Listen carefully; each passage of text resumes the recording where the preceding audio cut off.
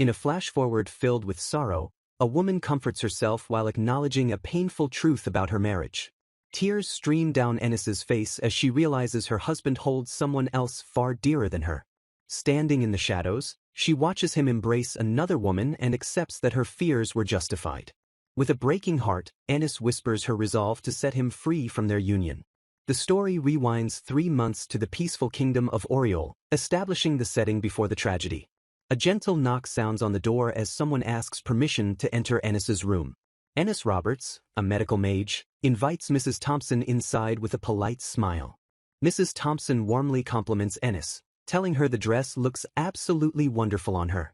The older woman thanks Ennis for taking her uncle's place in the formal matchmaking event, noting she has finally reached the age for it.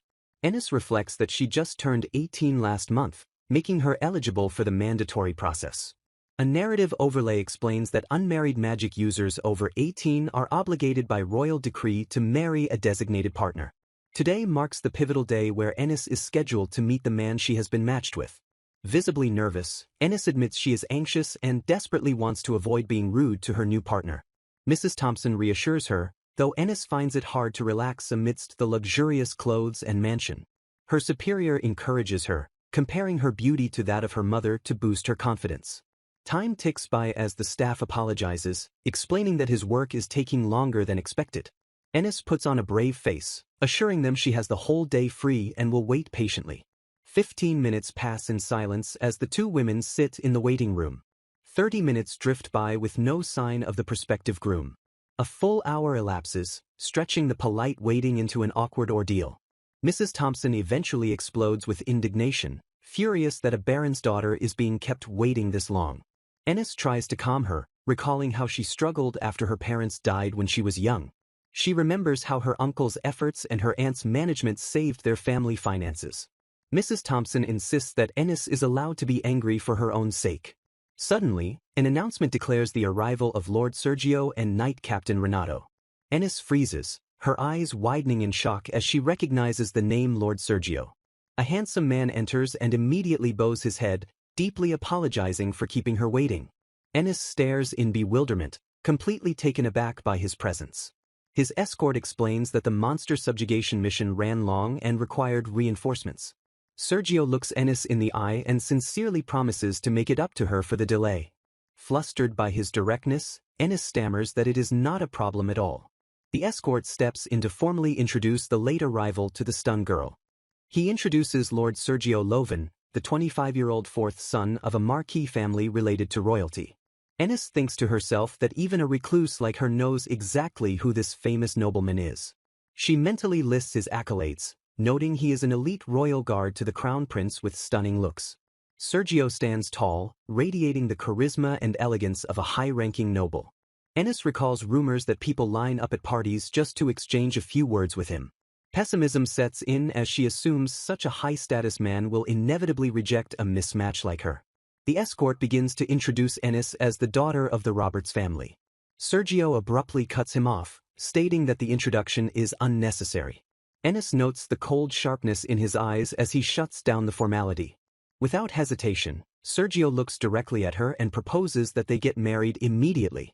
Ennis blinks in pure confusion, letting out a bewildered sound at the sudden proposal. Her mind races as she tries to process whether he actually just proposed to her. She panics internally, wondering if it would be rude to refuse a marquis despite her commoner status. Doubt floods her mind about whether she could ever fulfill the role of a marquis's wife. Sensing her hesitation, Sergio gently adds that she can give her answer later if she prefers. Ennis reminds herself that this is a formal matchmaking decree, not a casual dating offer.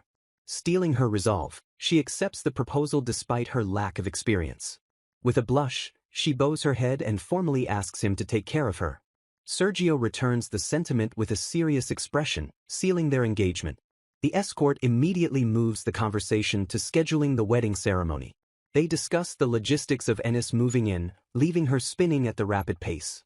Sergio intervenes, suggesting the ceremony should wait until Ennis has had time to adjust to her new life. He proposes that she simply move in first to get comfortable before the official wedding. He checks in on Ennis, asking if she is okay with things moving so quickly. Ennis agrees but admits internally that she never imagined her life would turn out this way. Sitting in her fancy dress, she feels a surreal sense of detachment from reality. The scene shifts to 2 weeks later, showing the exterior of a busy medical building. Back in her element, Ennis treats a patient with a gentle smile, assuring him he will recover. The young boy beams at her, calling her amazing for her healing magic. Ennis cheerfully sends him off, reminding him to be careful not to get hurt again. The boy thanks her enthusiastically as he runs back to his guardian. Ennis watches them leave with a look of quiet contentment in her eyes. A colleague calls out to her, asking for help with another task. Ennis narrates that she works as a medical mage in the royal palace, mostly treating commoners since it is open to the public. She turns her attention to a colleague who seems to be struggling. Ennis reminds her co-worker Alan that he needs to pick up his child today. Alan hesitates, worrying that he hasn't finished mixing the medicine yet. Ennis immediately volunteers to cover for him so he can leave on time. Alan protests that she covered for him last time, but Ennis mentions his wife Lara has helped her too. He gratefully accepts her offer, apologizing and promising to make it up to her next time. As Ennis mixes the medicine alone, she reflects that her parents were also medical mages. Her thoughts drift to the nature of marriage by royal decree. She explains that partners are chosen based on magical compatibility and family status to strengthen national power. While mixing, she recalls treating Lord Loven a few times in the past. She admits that while he seemed sincere, they never really interacted on a deep level. Suddenly, voices call out her name from the entrance of the clinic. Ennis shouts back that she will be there as soon as she finishes the medicine. Her colleagues burst into the room, cheering and congratulating her on her marriage. Ennis accepts the congratulations with a forced smile, wondering if this marriage is a mistake despite her gratitude. Reflecting on 2 weeks of lonely preparation where she only spoke to the steward, she stubbornly insists on carrying a heavy box herself. Her colleagues cheer her on to make a warm and loving home, leaving Ennis overwhelmed with emotion. Tears well up in her eyes as she quietly acknowledges their well wishes. She muses hopefully that she is finally going to have a family of her own. Overcome by the weight of the transition, she lets the tears fall freely. 2 weeks before the wedding, life at the mansion begins as the staff welcomes Lady Ennis home.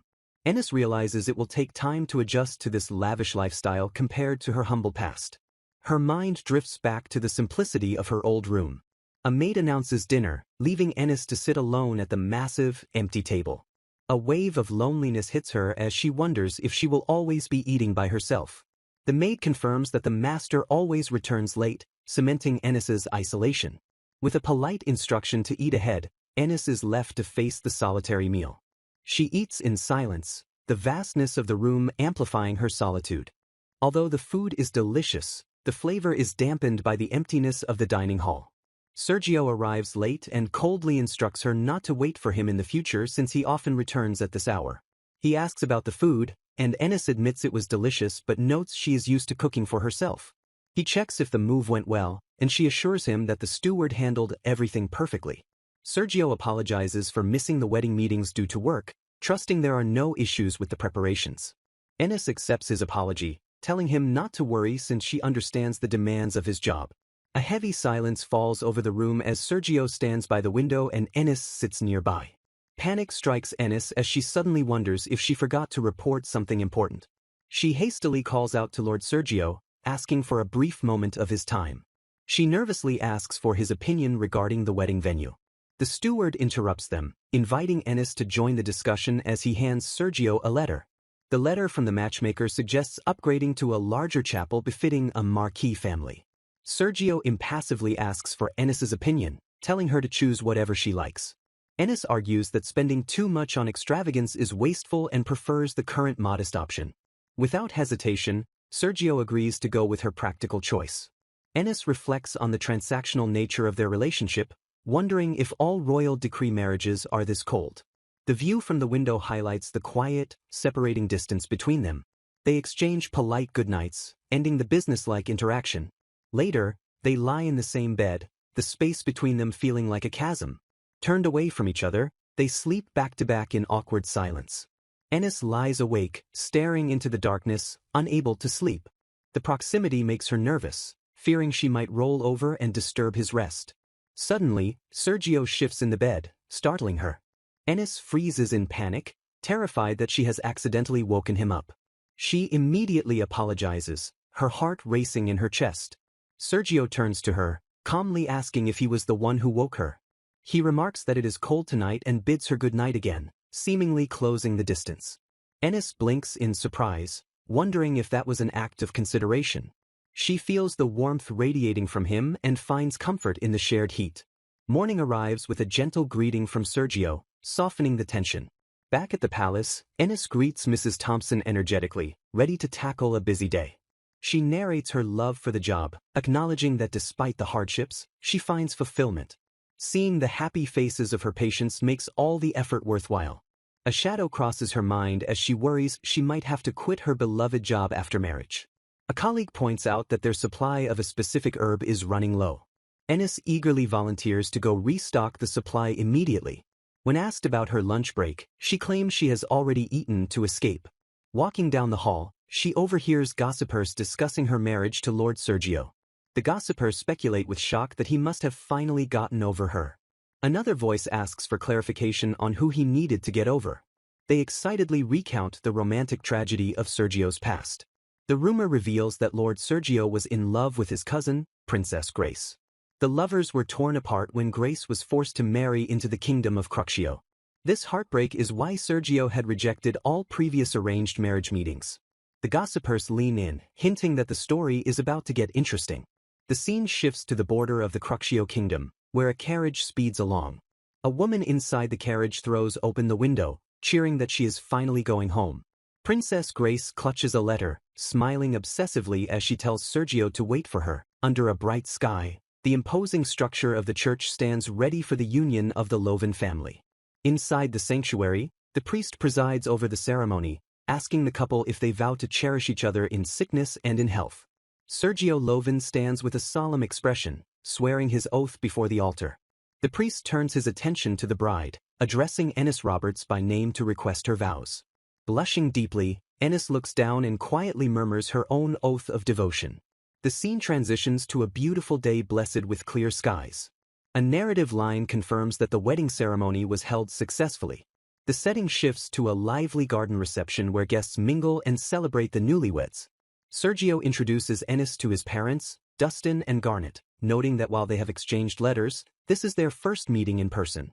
Garnet welcomes Ennis with open arms, expressing her joy at finally having a daughter. Sergio mentions that his brothers are currently chatting elsewhere and promises to introduce them later. A man approaches enthusiastically, thanking Lord Loven for the invitation to the event. He introduces himself as Count Beaumand and offers his warm congratulations on their wedding. The men immediately delve into a complex discussion about magicians in neighboring countries and the grape harvest, leaving Ennis standing silently between them. Ennis feels her head spinning, unable to keep up with the rapid pace of their political conversation. The reception bustles with activity as high society guests gather in their finest attire. Guests crowd around to offer their congratulations to the new bride. They express how honored they are to attend such a wonderful ceremony. Behind their fans, gossipers whisper, questioning if the rumors about the couple have been true for some time. Ennis realizes with a sinking heart that this overwhelming display is what it means to marry into a Marquis family. She breathes a sigh of relief, just glad that she hasn't messed up anyone's name yet. Suddenly, a voice cuts through the crowd, calling out Sergio's name. Sergio excuses himself to chat, suggesting Ennis sit down and take a rest while he is gone. Left alone, Ennis feels the sharp divide between their worlds and wonders if this separation is normal for nobles. She sits in her elaborate dress, worrying if she has been behaving appropriately as his wife. A rough sketch captures her solitary figure, emphasizing her isolation amidst the crowd. 3 noblewomen observe her from a distance, snickering behind their fans. A hand opens a locket, revealing a cherished portrait of Sergio with his family inside 29. Ennis speaks internally to her deceased parents, announcing that she is having her wedding today. The 3 noblewomen approach her with feigned kindness, asking if she is tired and offering her a drink. Ennis accepts the glass gratefully, admitting she was just a bit thirsty. The women offer her canapés, pointedly asking if it is really okay for her to have such rare delicacies. They sneer that commoners can usually never dream of attending such parties. Missing the insult entirely, Ennis cheerfully agrees that it is indeed her first time at a party. She takes a bite and beams, exclaiming that the food is absolutely delicious. The leader of the trio mocks her, calling her unrefined for gulping the food down like that. Enis apologizes earnestly, thanking them for pointing out her mistake because the food was just so tasty. The woman clicks her tongue in irritation, annoyed that her insults are failing to provoke a reaction. Changing tactics, the women mention that this marriage has been the talk of the town. They claim they always thought Lord Sergio would remain single because of you-know-who. Enis looks confused until they drop the name of his first love, Princess Grace. Enis recalls that Princess Grace was married off to another country 10 years ago. The woman condescendingly decides to enlighten the poor thing about the truth. She reveals that Lord Sergio and the princess have been in love with each other since they were children. The narrative pauses on the hem of a dress, building the tension of the revelation. They explain that Sergio, who always rejected proposals, is now married to someone else. Leaning in with a cruel smile, the woman calls it pitiful that he ended up with a commoner like Enis. She twists the knife, saying that debuting in high society as nothing but a decorative wife is too pathetic to bear. Enis lowers her gaze, admitting to herself that she had also wondered why they arranged a marriage with a commoner like her. She realizes with a heavy heart that in the end, it really could have been anyone. The women feign admiration, sarcastically praising Enis for being incredibly patient. They laugh among themselves as they turn to leave, enjoying their cruelty. Enis stands frozen, her mind racing with questions on how she should respond. She grips her dress, terrified of causing a conflict with her answer. A voice suddenly cuts in with a sharp, "Excuse me." Sergio appears behind Enis, asking to borrow his wife so she can take a break. Enis looks up at him, her eyes wide with surprise at his sudden intervention. The bullies stammer in panic, realizing Lord Sergio has caught them. They hastily excuse themselves and flee the scene in terror. Sergio ignores them and gently guides Enis away, suggesting they move to a different spot. He leads her away from the noise of the party towards a quieter area. They stand together on a balcony under the moonlight, and Enis remarks that the air outside feels nice. Sergio asks if she is tired from her first time in society, but she insists she feels honored by the congratulations. Looking away, Sergio states plainly that this marriage is simply a royal command. Sergio stands firm on the balcony and declares that he ignores the gossip, affirming that she is his wife regardless of what anyone says. Tears well up in Enis's eyes as she recalls the cruel conversation she overheard earlier regarding his past. She remembers the rumors claiming Lord Sergio and the princess have been in love since childhood. Enis realizes he must be carrying a heavy burden on his shoulders, marrying a commoner to hide his true feelings. Rocio interrupts the moment by delivering a delicious meal to the balcony, sensing they haven't had time to eat amidst the chaos. Watching his back, Enis admits to herself that she still doesn't truly know what kind of person her husband is. She gazes at him, deciding that he is surely not the cold person everyone makes him out to be. While enjoying the food, she resolves to make this marriage positive for him since he is treating her with sincerity. Flustered by her own determination, she accidentally calls him darling, while promising to do her best. Sergio is taken aback but thanks her, awkwardly promising to study etiquette more himself. Enis panics, admitting she has many shortcomings, but suddenly stumbles forward. Sergio catches her just in time, holding her close in a protective embrace. He breathes a sigh of relief, murmuring that the fall was too close for comfort. Flustered by the proximity, Enis stammers an apology and calls him darling again by mistake. Sergio smiles gently, telling her to just call him by his name before shifting the topic to her attire. He compliments her sincerely, telling her that the dress really suits her. Enis blushes, feeling like she is seeing his gentle expression for the very first time. A narrative caption indicates that 1 week has passed since the wedding ceremony. Enis continues to live through hectic days as she adjusts to her new life. She lists her endless tasks, from managing thank you gifts and letters to studying the royal family tree. Finally seeing the end in sight, she notes that the thank you letter for Lady Rosa has been arranged. A maid interrupts her thoughts to ask about the arrangements for tonight's dinner. The maid explains that the head maid, Mary-san, still has some tidying up to finish. Exhausted, Enis asks if she can simply have soup brought to her room instead of a full meal. The maid hesitates, concerned that just soup isn't good for her health. She scolds Enis kindly, pointing out that she has only been eating light meals lately.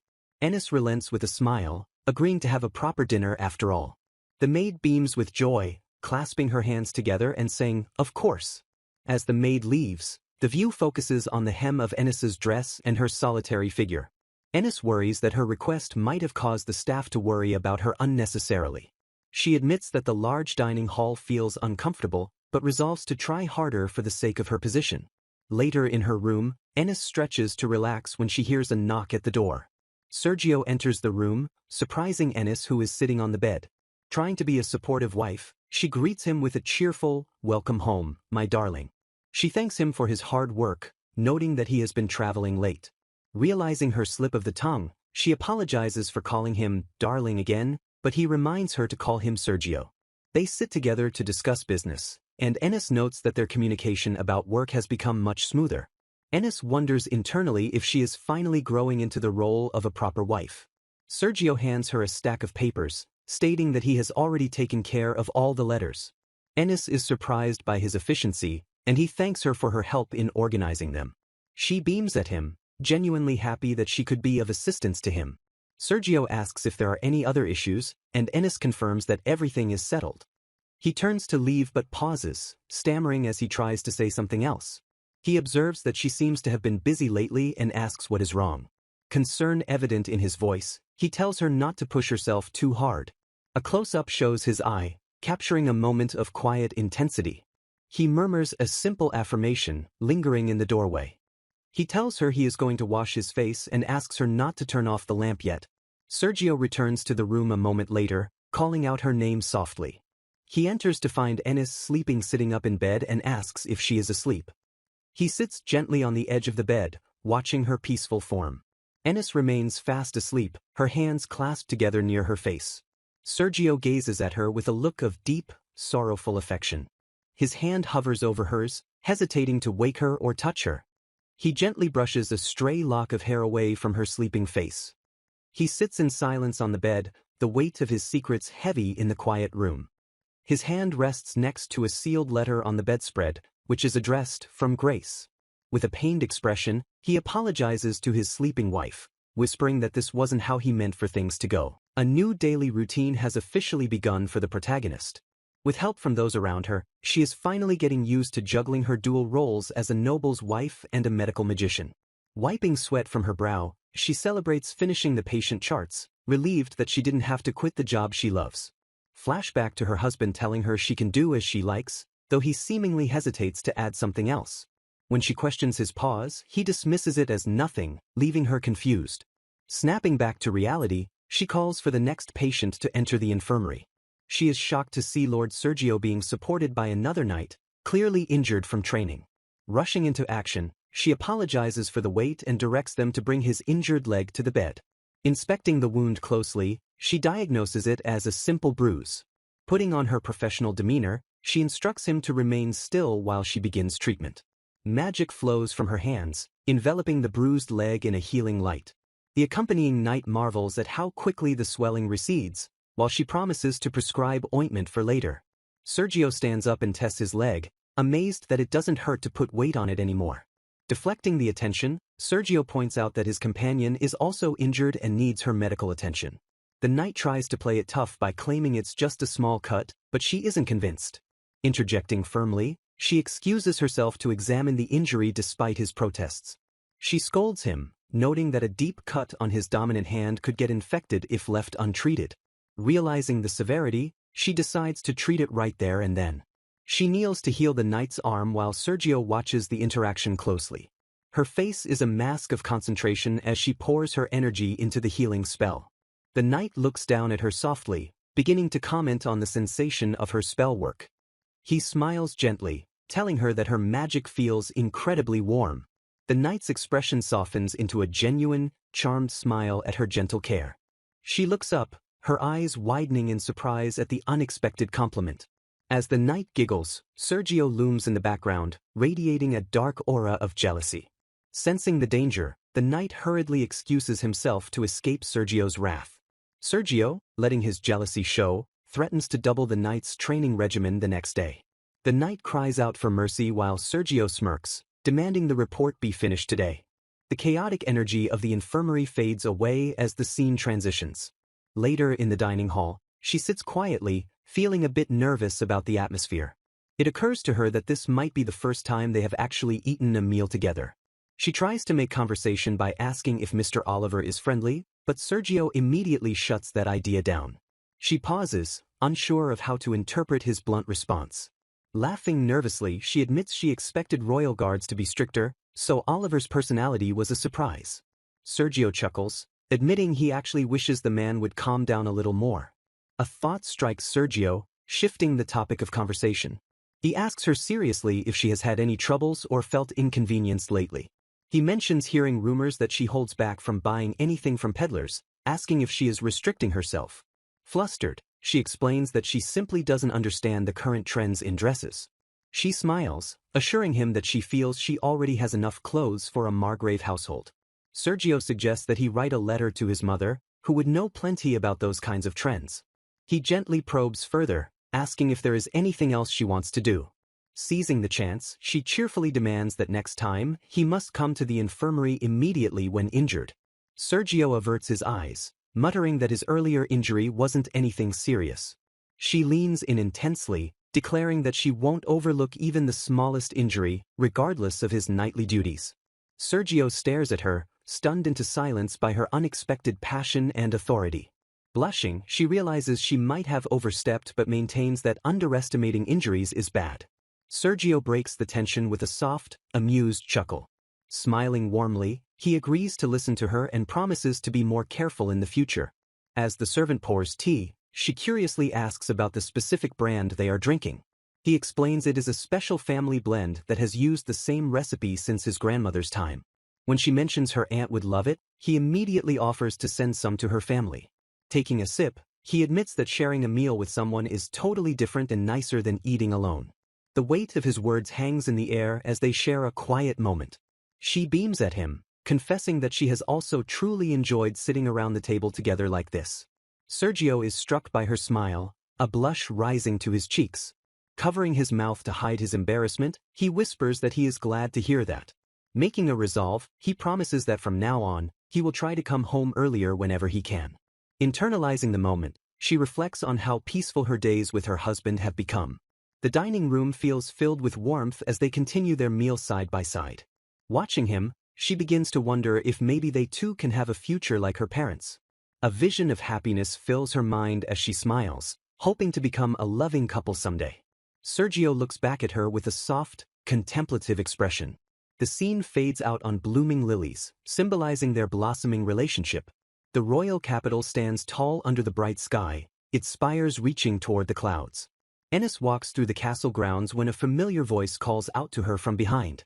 Her friends immediately surround her, eyes sparkling with curiosity as they demand to know what Lord Sergio talks about in private. Ennis blinks in confusion, caught off guard by their sudden and intense interrogation. They bombard her with questions about dates and fancy dinners, fantasizing about what it's like to marry into nobility. The girls speculate wildly, wondering if the cool-looking Lord Sergio is actually unexpectedly clingy or passionate. Ennis shatters their delusions by listing her actual duties, which involve managing social connections and coordinating staff breaks. Her friends' excitement instantly deflates as they realize noble life is just as much work as their own jobs.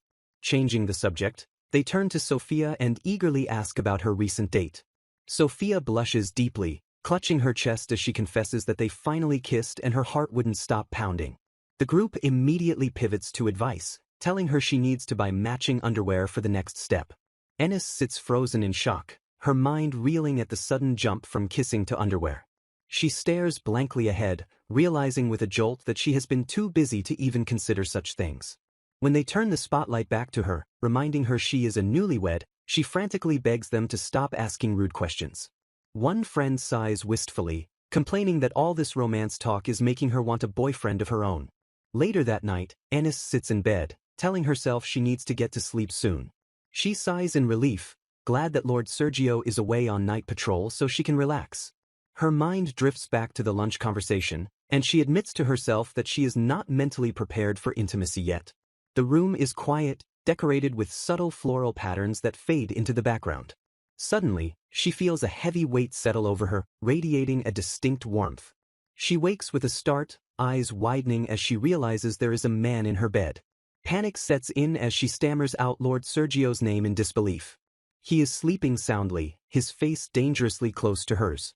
She flushes hot, wondering why he is back early and why he is holding her so tightly. Desperate to escape the intimacy, she tries to figure out a way to move his heavy arm without waking him. As she shifts, she pauses, noticing something about his appearance. She sees the dark circles under his eyes and realizes he must be exhausted from his duties. Softening, she decides she wants to let him sleep, despite the awkward position.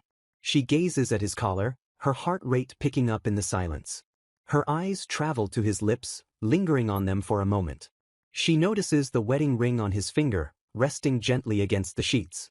Blushing furiously, she acknowledges that this situation is a little too stimulating for her. Suddenly, Sergio's eye flutters open, catching her staring. He wakes up fully, his gaze locking onto hers. Ennis panics, apologizing profusely for waking him up, but he just stares at her. Instead of moving, he pulls her closer, murmuring that it is still too early to get up. He whispers a request to stay like this for just a little longer. Ennis internally screams, overwhelmed by his seductive voice and pleasant scent. She feels like her heart is going to burst if he keeps being this affectionate. Sergio leans in, closing the distance between their faces. He presses his lips to hers in a tender kiss.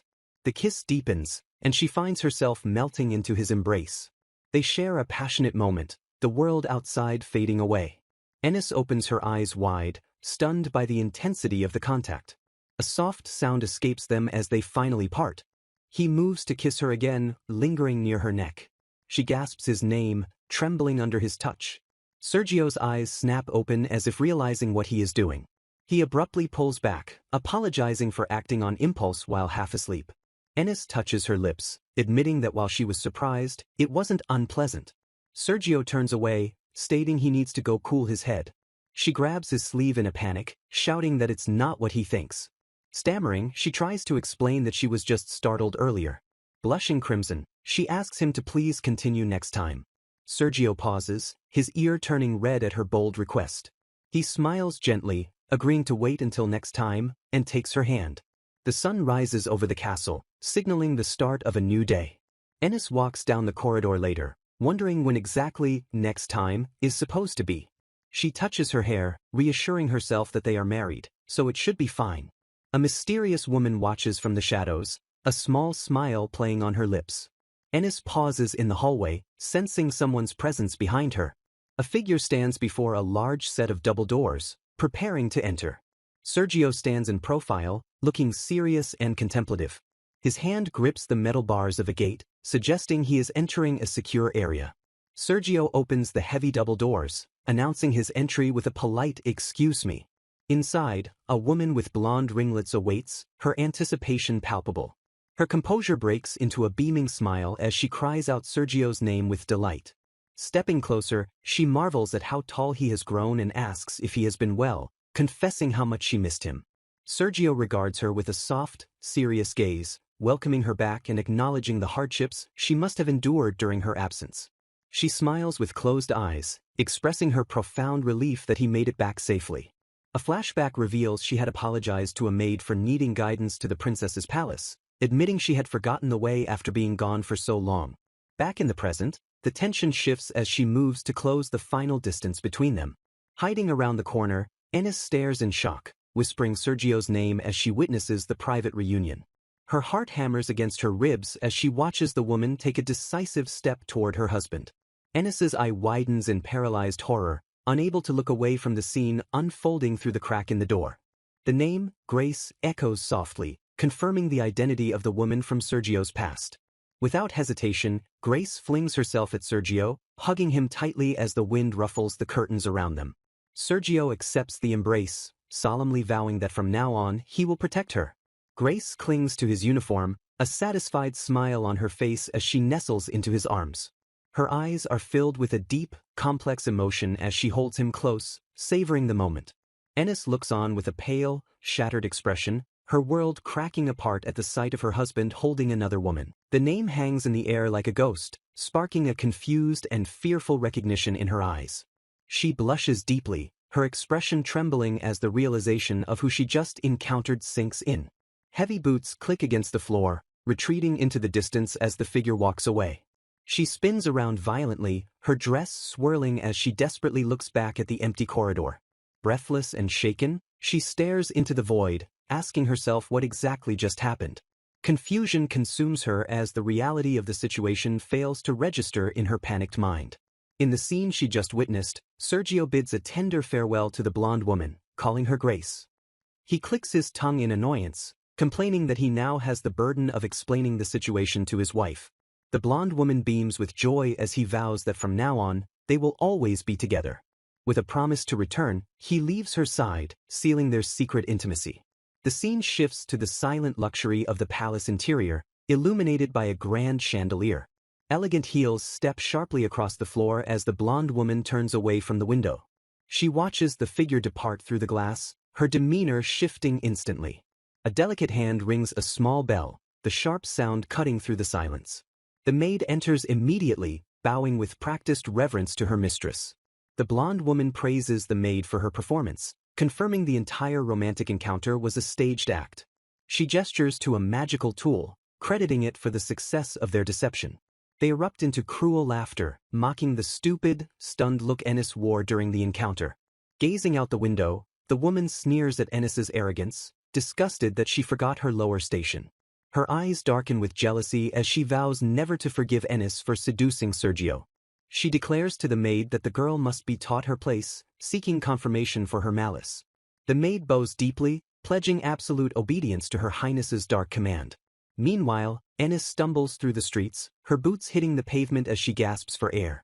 She leans against a stone archway, the name, Grace, echoing painfully in her mind. The horrifying truth settles in that the woman she saw was indeed Princess Grace. She recalls the well-known fact that Sergio and the princess have loved each other since childhood. Confusion clouds her thoughts as she wonders why Grace is here instead of in the country she married into.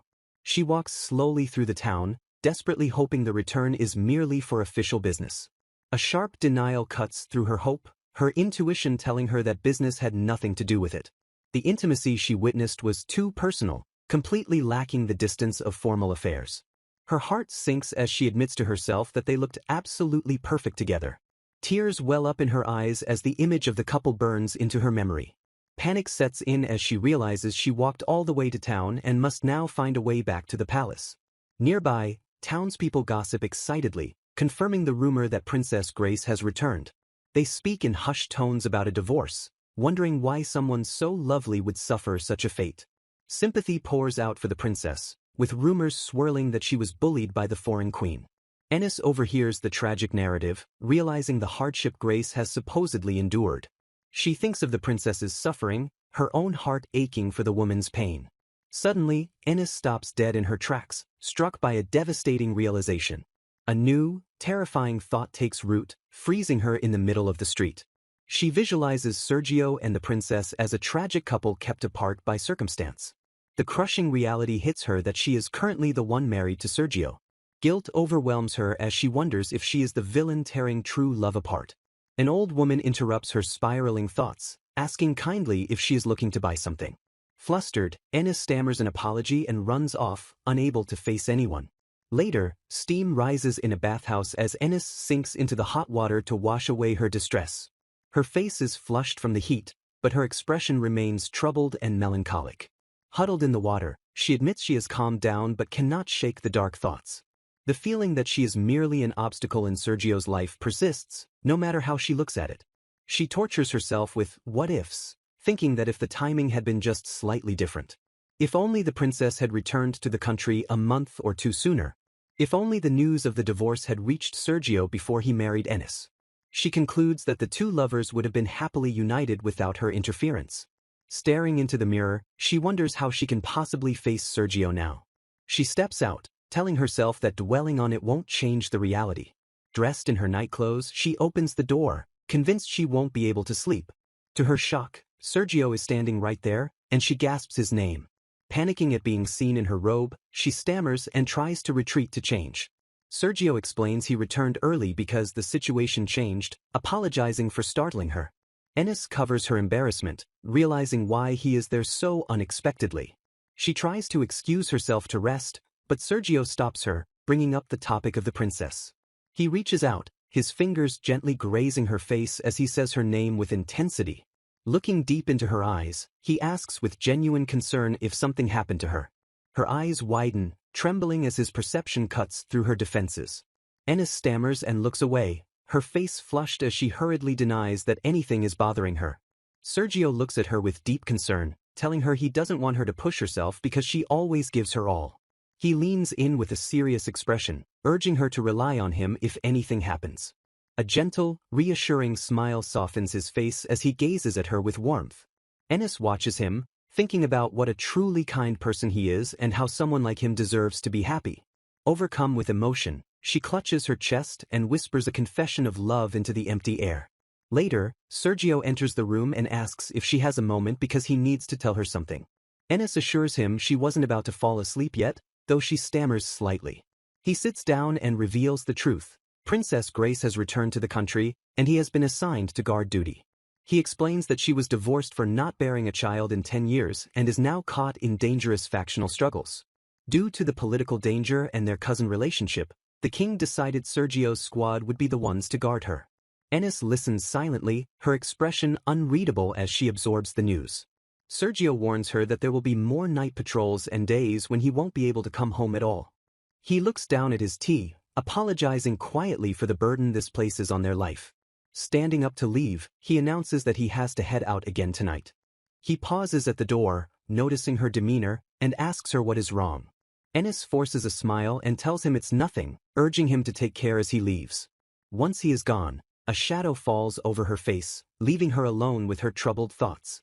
She stands in the silence, whispering a desperate question to herself about what she should do. A week passes without Sergio coming home even once, leaving Ennis to wonder if his mission is truly that critical. While grinding medicine, she concludes that he must simply want to stay by the princess's side. Her mind drifts to the research she did recently regarding divorce procedures. She specifically looked into the conditions for dissolving a marriage mandated by royal decree. A colleague interrupts her musings, calling out to her and asking if she needs something. The woman notes that Ennis doesn't look well and asks if something happened. She points out that Ennis's report is full of omissions, noting this isn't the first time she's made such mistakes.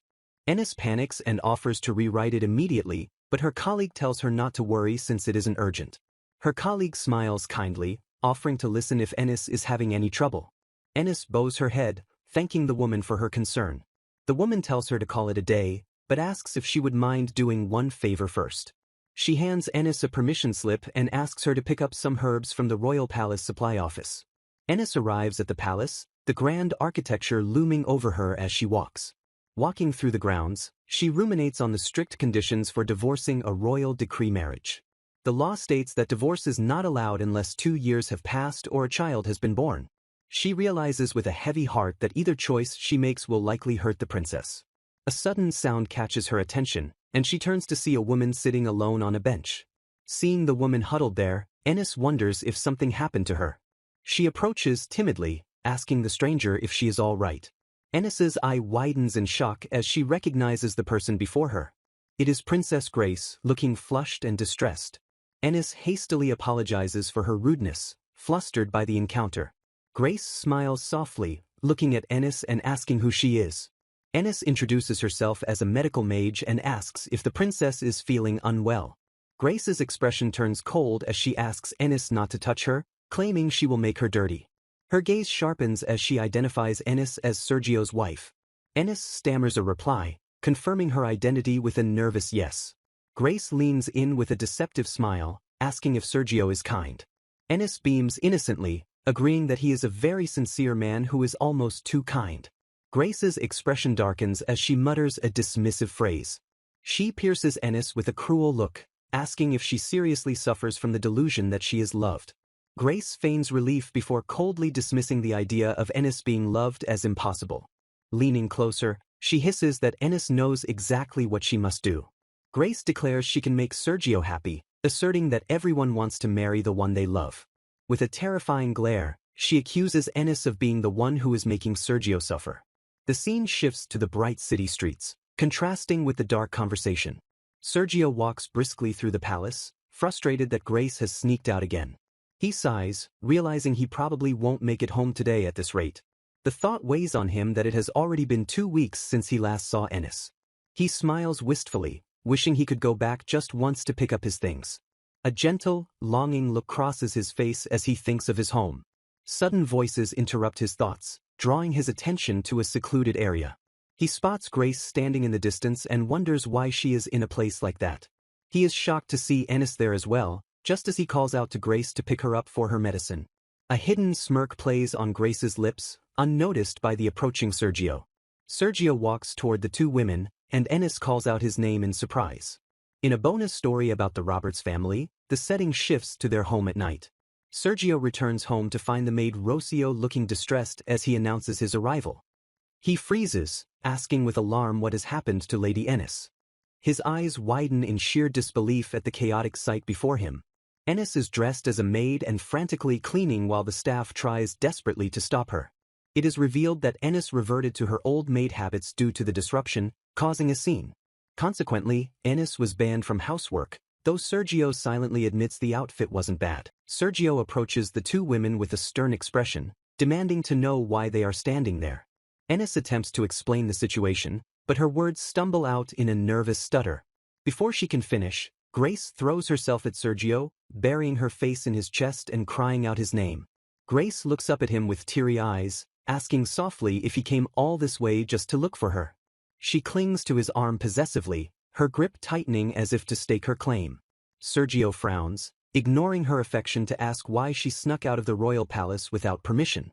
Grace pouts and dismisses his concern, claiming she only left because his shift change took him away from her. She beams up at him with an innocent smile, chirping that she is just glad he came to retrieve her. Her expression suddenly twists in agony as she lets out a pained groan and begins to collapse. Ennis cries out a warning as Sergio catches the fainting princess in his arms before she hits the ground. Grace clutches her chest, gasping that it feels tight and pleading to be taken to her bed immediately. Ennis steps forward with concern, offering to perform emergency medical treatment right there. She activates her magic, reaching out to assess the princess's condition. As her hand nears Grace, Ennis freezes, her eyes widening in confusion at a strange sensation.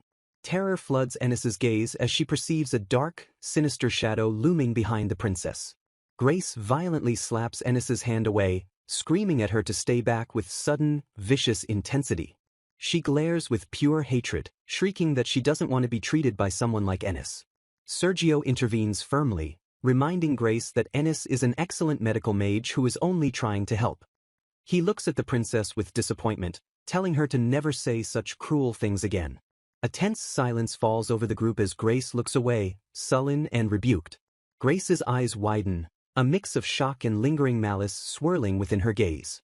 She abruptly changes the subject, complaining that she just wants to rest, and Sergio agrees to escort her back. Grace agrees sweetly, while Sergio turns to Ennis and informs her that they need to talk before leaving tomorrow. Sergio walks the princess back into the palace, leaving Ennis standing alone in the corridor. Ennis watches their retreating figures, thinking wistfully that they look good together and recalling the rumors about them. A sudden realization strikes her, causing her eyes to snap open in shock.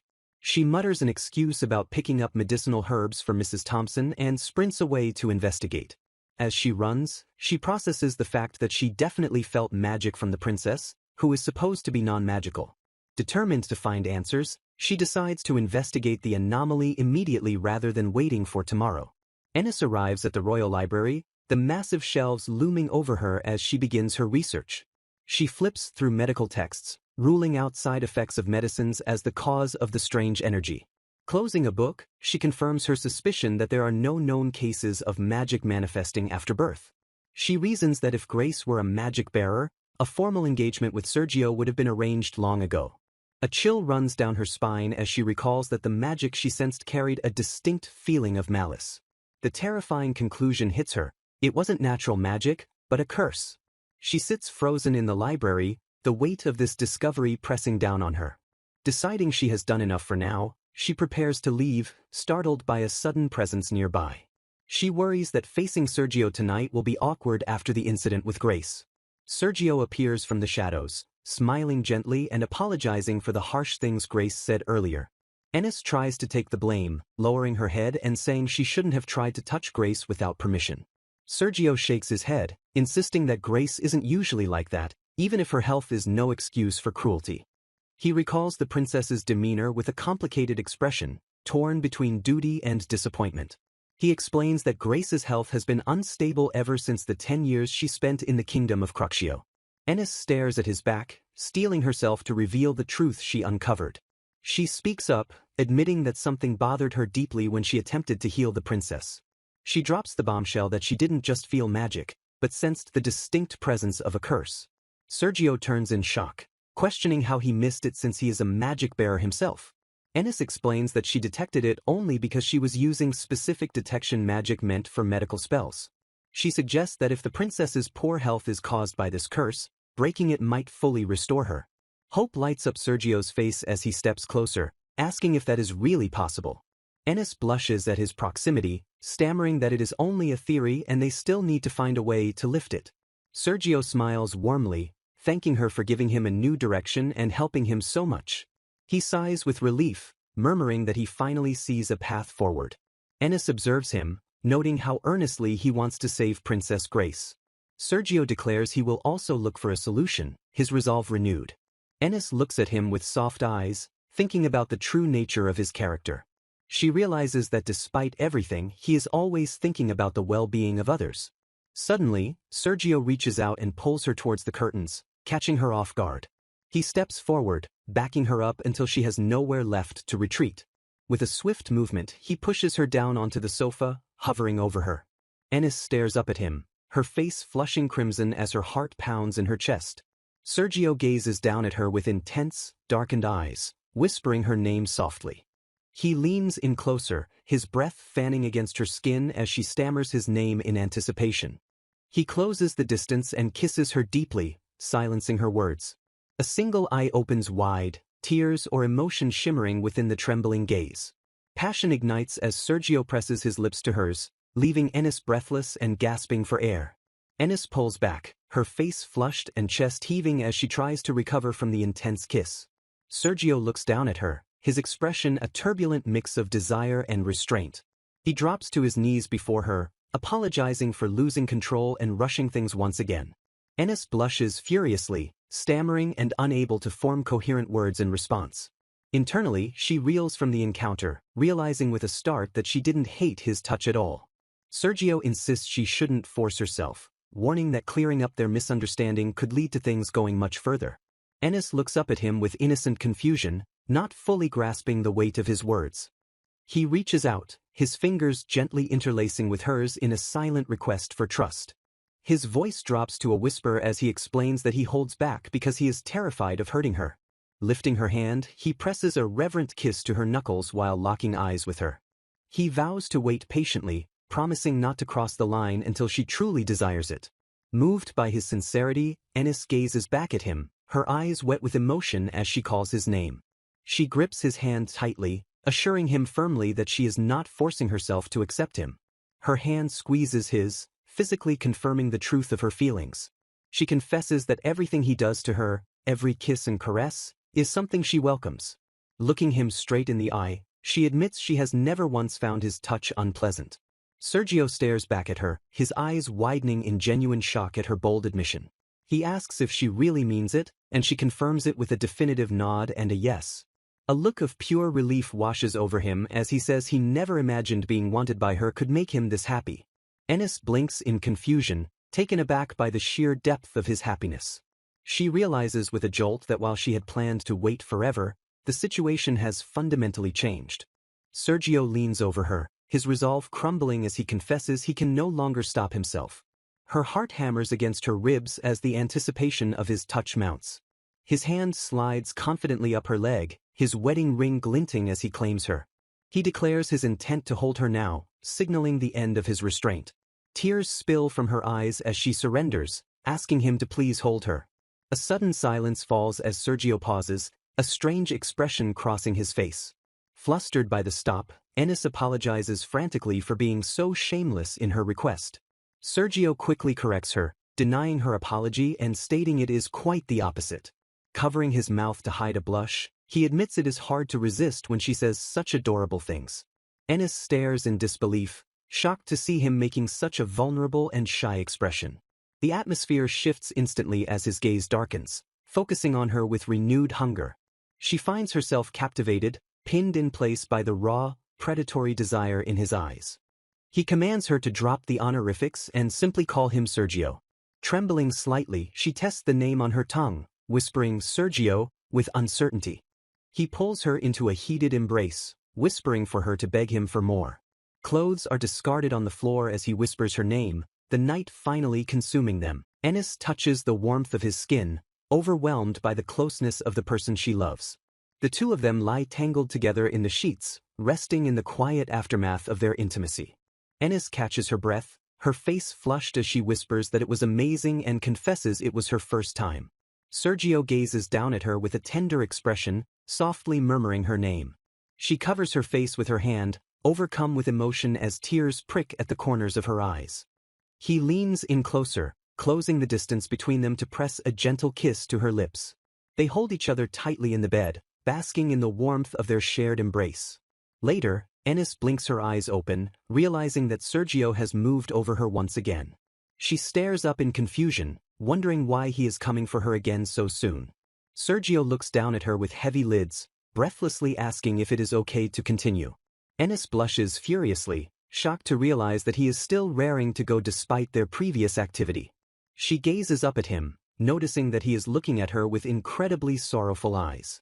Her mind wanders to the painful truth that he plans to divorce her once they conceive, realizing he is forcing himself to be with someone he doesn't love. She wraps her arms around his neck, understanding that his heart truly longs to be with the princess. Despite knowing she is being selfish, she whispers a quiet yes to his silent request. She clings to him desperately, wishing to stay in this moment just a little longer. The scene shifts to the infirmary where Ennis returns to her daily duties among the patients. Whenever she finds herself alone, the memories of what happened yesterday come flooding back. She sits at her desk, pen in hand, wondering what she should do with these overwhelming feelings. The quill pauses on the paper as she realizes the physical sensation of his touch is still lingering on her skin. A vivid memory of his voice calling her name echoes in her mind. Her face erupts in a blush as the embarrassment and pleasure of the memory wash over her. She reflects that even though it was for the sake of a child, for a moment, they truly felt like husband and wife. The memory is cut short by the haunting recollection of Grace's words that Ennis is the one causing him pain. Her expression falls into sadness as the reality of her situation settles back in. She slaps her cheeks with both hands, shaking her head to clear the selfish thoughts from her mind. She reminds herself sternly that Lord Sergio already has the princess and she must not wish for more. Her thoughts drift to the possibility of actually being blessed with a child from their union. She resolves that if she conceives, she will ask Sergio to let her live alone with their child. Determined, she vows to do whatever she can to ensure the happiness of both the princess and Lord Sergio.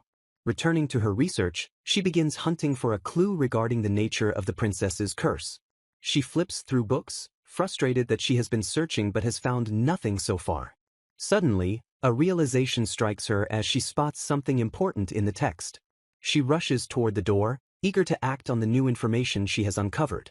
Grabbing a reference book, she feels a surge of hope that she might actually be able to help. Ennis works diligently, grinding medicinal herbs with a mortar and pestle to prepare a remedy. She holds up a small bottle of liquid, smiling triumphantly that the preparation is finally done. Rehearsing her lines, she practices asking someone to give this to the princess on Sergio's behalf. Sergio suddenly appears behind her, catching her off guard while she is lost in thought. Ennis jumps in surprise, apologizing and stammering that she was just about to knock. Sergio explains he is on a break and asks if he can come in, noticing her flustered state. He comments that she always gets worked up over others, to which she shyly insists she is fine. His expression turns apologetic as he says he is sorry for acting so instinctively and impulsively before. He gazes at her softly, murmuring that she is just so cute. Ennis freezes, her eyes widening in sheer disbelief at his compliment. Her face turns bright red as she tries to deny it, wondering if he is just being kind out of obligation. Gathering her courage, she presents the bottle of medicine she made. She asks him to give it to the princess, explaining she made it to match her specific symptoms. Sergio takes the bottle, looking at it with a grateful smile and thanking her for her efforts. Ennis beams happily, promising that she will continue to look into the curse as well. Sergio agrees with a warm expression, appreciating her dedication. As she watches him leave, Ennis tells herself that she is just a nuisance to the couple anyway. Despite her self-deprecation, she resolves to do the very least she can to help them. Meanwhile, Grace smashes a plate in a fit of rage, screaming about that woman. She fumes that Ennis still thinks too highly of herself despite the warning Grace gave her the other day. Grace plots maliciously, wondering if there is something she can do about Ennis hanging around Sergio like she owns the place. A dark, unseen voice whispers from the shadows that all is as the princess wishes. A servant announces from the door that Lord Sergio has arrived to see her. Grace instantly switches her demeanor, ordering the servant to let him in. She greets Sergio with a sweet smile, telling him she is glad he came. Sergio steps forward, stating he brought something he wanted to give her. He presents the bottle, explaining it is medicine Ennis prescribed for her symptoms. Grace's expression turns cold and displeased as she stares at the bottle.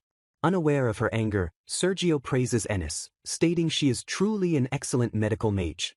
Sergio praises Ennis's compassion and exceptional help, noting how she is loved by many. Grace smiles deceptively, agreeing with him and suggesting Ennis's condition will surely improve. She accepts the vial, claiming she will take the medicine gratefully. With a steady hand, she brings the small bottle to her lips and drinks. She swallows the liquid, the sound audible in the quiet room. A voice asks how it is, unaware of the performance about to unfold. The bottle clatters to the floor as Grace suddenly convulses. She doubles over in agony, coughing violently and crying out that it hurts. Panic seizes the room as Sergio shouts her name in alarm. The maid covers her mouth in feigned horror, screaming out for the princess. Grace gasps weakly for help, calling out to Gio in a trembling voice. Sergio catches her collapsing frame, his face pale with shock as he yells her name. The maid lets out a piercing scream to alert everyone nearby. Guards burst through the doors, demanding to know what has happened. Pointing an accusing finger, the maid claims the princess collapsed because of that strange medicine. Sergio lifts Grace into his arms, ordering the guards to lead the way to the bed immediately. The doctor diagnoses a hyperventilation episode, assuring everyone she will recover with rest. The maid whispers maliciously that it is cruel to pretend to care when the medicine clearly caused this. Sergio defends his wife instantly, asserting that Ennis would never do such a thing. He warns the maid against jumping to conclusions, but she counters that Ennis was surely jealous of the princess. Grace stirs on the bed, weakly asking if Gio is there. Sergio immediately responds to her voice, relieved she has regained consciousness. Tears fill her eyes as she admits she is scared of getting sick again and begs him to stay longer.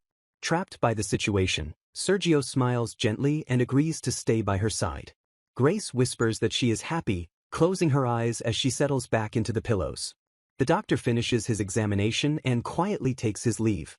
The door clicks shut, leaving the maid standing with a cold, impassive expression. Servants whisper in the hallways, asking if others have heard the news about Lady Grace. They express disbelief, unable to fathom that the lady of the house would do something so cruel. Sergio clutches a report, dismayed that the incident has caused such a massive commotion. He looks weary, admitting to himself that he was far too naive about the situation. He realizes Grace's maids have been spreading rumors that Ennis caused the princess's condition to worsen. The weight of the situation hits him as he realizes he cannot stop the rumors alone. Ennis stands alone by a window, wondering when she will be able to return to his side. She realizes with regret that she still hasn't properly told him how she feels. Her heart aches as she recalls the intimacy they shared and how he accepted her. Determined, Sergio vows to finish his mission and return to Ennis as soon as possible. The maid reports to Grace that the rumors are spreading and the medicine bottle has been secured as evidence. Grace smiles triumphantly, praising her accomplice for a job well done. She gloats that her acting was superb, though she had hoped to disgrace Ennis immediately. Her expression twists into a dark grin as she declares that the woman will finally learn her place. A colleague rushes up to Ennis, shouting that something terrible has happened. The woman demands to know what is wrong, though Ennis is completely bewildered by the accusation. The horrifying truth drops as she is told she is being suspected of poisoning the princess. Ennis stands frozen in shock, her mind going blank at the absurdity of the claim. Grace smiles with chilling malice, savoring the destruction she has unleashed. Ennis shouts in disbelief as the realization hits her that she is now a suspect in a crime. The maid grimly informs her that there is a rumor circulating that she gave poison to the princess. Horrified, Ennis asks if they are referring to the medicine she made, struggling to comprehend the accusation of poison. The maid acknowledges that she knows it was medicine, but emphasizes that the accusation has twisted it into poison. She explains that despite the truth, there are people in the palace who choose to believe these malicious rumors. Ennis covers her mouth with her hand, whispering, "No way," as the gravity of the situation sinks in. A sudden presence appears behind them, causing Ennis and the maid to turn around in surprise. Mr. Rossio stands there in his formal attire, politely asking to be excused for the interruption. Ennis asks why he is here, and he states simply that he has come to escort Lady Ennis. He explains that since there is a possibility she might be in danger, it would be best for her to stay at Lord Sergio's family estate. Ennis hesitates, feeling unworthy of staying at the Marquis residence, but the maid urges her to hurry up and go for her own safety. The maid insists there is no need to hold back because Ennis is Lord Sergio's wife and has every right to be there. She adds that the people of the Marquis household explicitly said they would be more than happy to have her. As Ennis stammers a protest, the maid cuts her off and tells her to just hurry up and leave immediately. A carriage rattles down a country road, carrying Ennis away from the palace and towards safety. Inside the carriage, Ennis looks out the window with a troubled expression, wondering how things came to this point. She recalls greeting her in-laws at the wedding but feels a deep anxiety about facing them under these circumstances. Clasping her hands tightly, she is overcome with guilt, thinking that this is all happening because of her. She despairs that she has ended up troubling even the Marquis's household with her problems. Rossio interrupts her spiraling thoughts to announce that they will be arriving at the estate shortly. The majestic estate of the Marquis rises into view, its grand architecture dominating the landscape. Ennis stares up at the imposing structure, realizing this is the family home where Lord Sergio grew up. Lady Garnet appears with a welcoming smile, exclaiming that she is so glad Ennis has come. Ennis tries to greet her formally, but Lady Garnet dismisses the formalities and urges her to come in quickly. Lady Garnet decides it's the perfect time for tea and welcomes Ennis-chun warmly, leaving Ennis stammering her thanks. Before tea, however, she insists on changing Ennis's clothes, claiming she has a dress that would look perfect on her. Ennis is dragged along by the enthusiastic Lady Garnet, barely managing to utter a sound of protest. She tries to insist she is fine as she is, but Lady Garnet ignores her protests and asks if she likes purple or blue. Lady Garnet declares that it is exactly in times like these that one needs to look their absolute best. She beams at Ennis with an infectious smile, seeking agreement with her philosophy. Overwhelmed by her mother-in-law's energy, Ennis shyly agrees. Ennis is transformed into a vision of elegance, wearing a beautiful gown while Lady Garnet admires her. She sits somewhat awkwardly in the elaborate dress, feeling a mix of embarrassment and gratitude.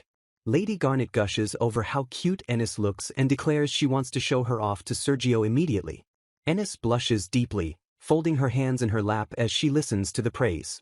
Lady Garnet expresses her happiness at having tea with Ennis, and Ennis smiles, saying she feels the same way. Lady Garnet explains that her house is full of boys, implying a lack of feminine company. She smiles gently, noting that the atmosphere at home tends to get rough, so she is happy to have another daughter like Ennis. Ennis looks at her with wide, surprised eyes, touched by the unexpected warmth and acceptance. Lady Garnet tells her not to be so stiff and invites Ennis to treat her just like her real mother. Ennis thanks her sincerely, recalling that her mother-in-law is the king's half-sister and a former princess. She watches Lady Garnet sip tea elegantly and wonders if all members of the royal family are this beautiful. Acknowledging the beauty of everyone in the family, she gazes at her mother-in-law with admiration. Lady Garnet sets her teacup down on the saucer and prepares to shift the conversation. Lady Garnet sits at the tea table and casually asks Ennis if Sergio is treating her kindly. Ennis hesitates for a moment before forcing a smile and lying that yes, he has been kind to her.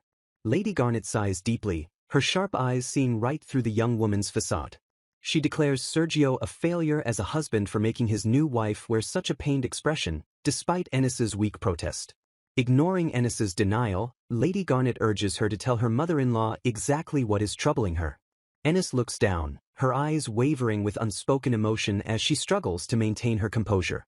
Lady Garnet gently chides her, reminding her that lies aren't good and encouraging her to speak up. She leans forward with a serious expression and asks directly what happened between them. Ennis bites her lip, wondering internally if she can really voice the fears she has been holding back. Clenching her hand on her dress, She stammers that she needs to tell the truth. She confesses that she feels she can't continue being married to Lord Sergio like this anymore. Lady Garnet remains calm and simply asks why she feels that way. Ennis explains that since their marriage was by royal decree, she knows there is someone else Sergio truly loves. Tears well up in her eyes as she admits she doesn't want to see him looking so pained anymore. She declares that she wants him to be with the person he truly cares for and find real happiness. With a resolved but heartbroken expression, she states she is prepared for divorce, believing his kindness was solely for the sake of producing an heir. Lady Garnet listens silently, her expression unreadable as she processes Ennis's self-sacrificing words. She advises that since Sergio has been too busy to come home, the two of them need to talk this over properly themselves. When Ennis insists she couldn't trouble him at work, Lady Garnet suggests writing a letter instead. Lady Garnet hums thoughtfully, formulating a plan as she looks at the tea set. She suddenly slams her hand on the table, declaring, "All right," with renewed energy. Winking confidently, she tells Ennis to just leave everything to her.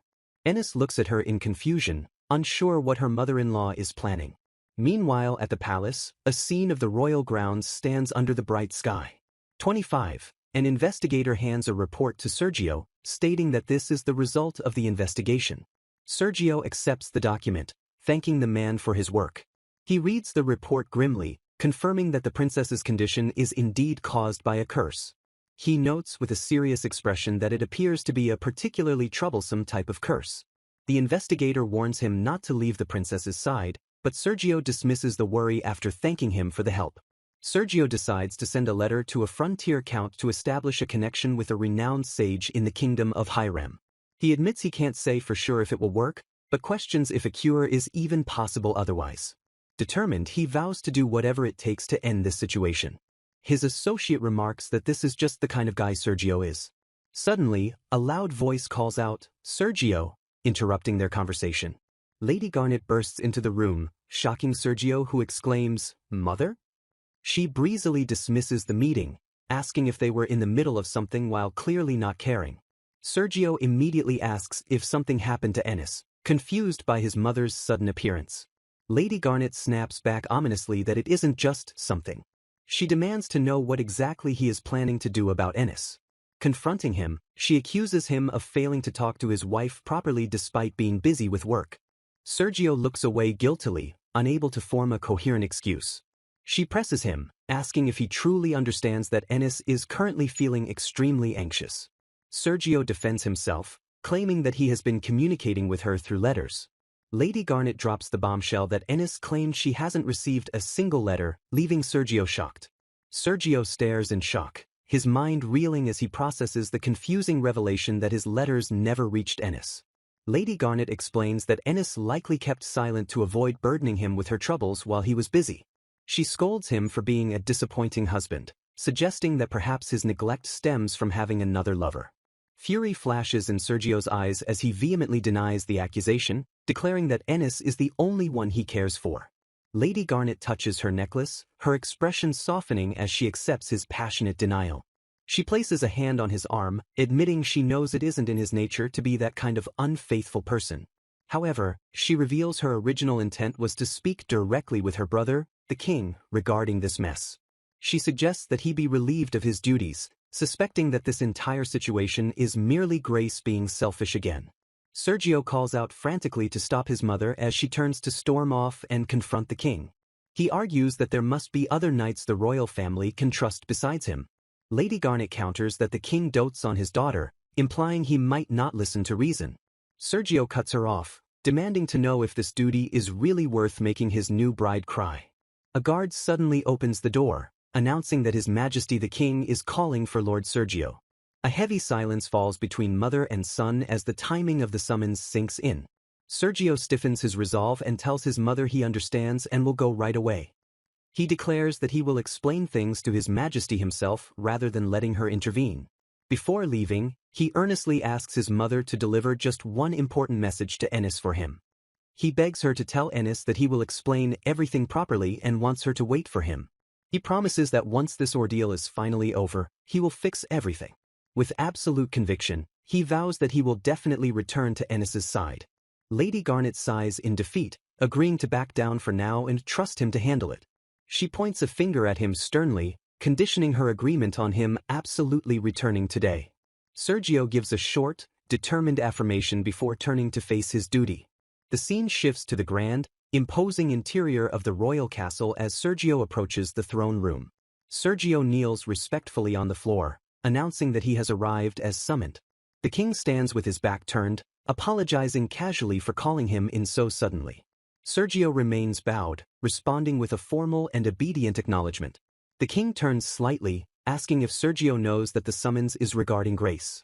Sergio remains silent, sweat trickling down his face as he anticipates the coming order. The king delivers a ruthless command, ordering Sergio to divorce his wife and marry Grace. He callously adds that he will assign a different partner for Sergio's soon-to-be ex-wife. The king commands Sergio to marry Grace, arguing that if she is by his side, she can finally live peacefully. Sergio stares back with cold intensity, asking if that is an official order. The king confirms it is, his expression hardening as he stares down his nephew. Softening his tone, the king adds that he is also asking this of him as a father concerned for his child. He reasons that the marriage is new with no children yet, claiming Sergio only married to increase high magic bearers anyway. Sergio cuts him off cold, stating that if he is speaking as a father rather than a king, then Sergio will respond to him as an uncle rather than his liege. The king falls silent, looking at Sergio with a mix of surprise and resignation. Sergio corrects the assumption that he married solely for the system, declaring that is not true at all. The king looks puzzled, asking what exactly he means by that denial. Sergio lowers his gaze, speaking softly about the marriage oath he exchanged with his wife. He confesses that this marriage was something he had strongly and personally wished for. The king is taken aback, admitting he never heard anything about personal feelings involved in the union. Sergio explains that is because he never told anyone about his true feelings until now. He recalls that if anyone knew, it would probably only be Ennis's superior from back then. In a flashback, Sergio asks a young Ennis if she could help him out a bit with a task. Ennis responds with a cheerful and immediate yes, eager to be of assistance. They work together to carry an injured man through the hallway, their shoulders brushing. Sergio glances at her profile, captivated by her focus and determination. He wonders if this girl is the one he has heard rumors about. He realizes she must be the famous Wild Rose of the infirmary people speak of. He notes she has been working there for 3 months and is already highly regarded by everyone. A close-up reveals her focused eyes, shining with a pure intent to heal. He recalls there was a scuffle among guys aiming for her, but she handled today's assistance perfectly. He admires her lovely appearance and a smile that naturally stirs his protective instincts. Sergio finds himself staring at her, completely enchanted by her presence.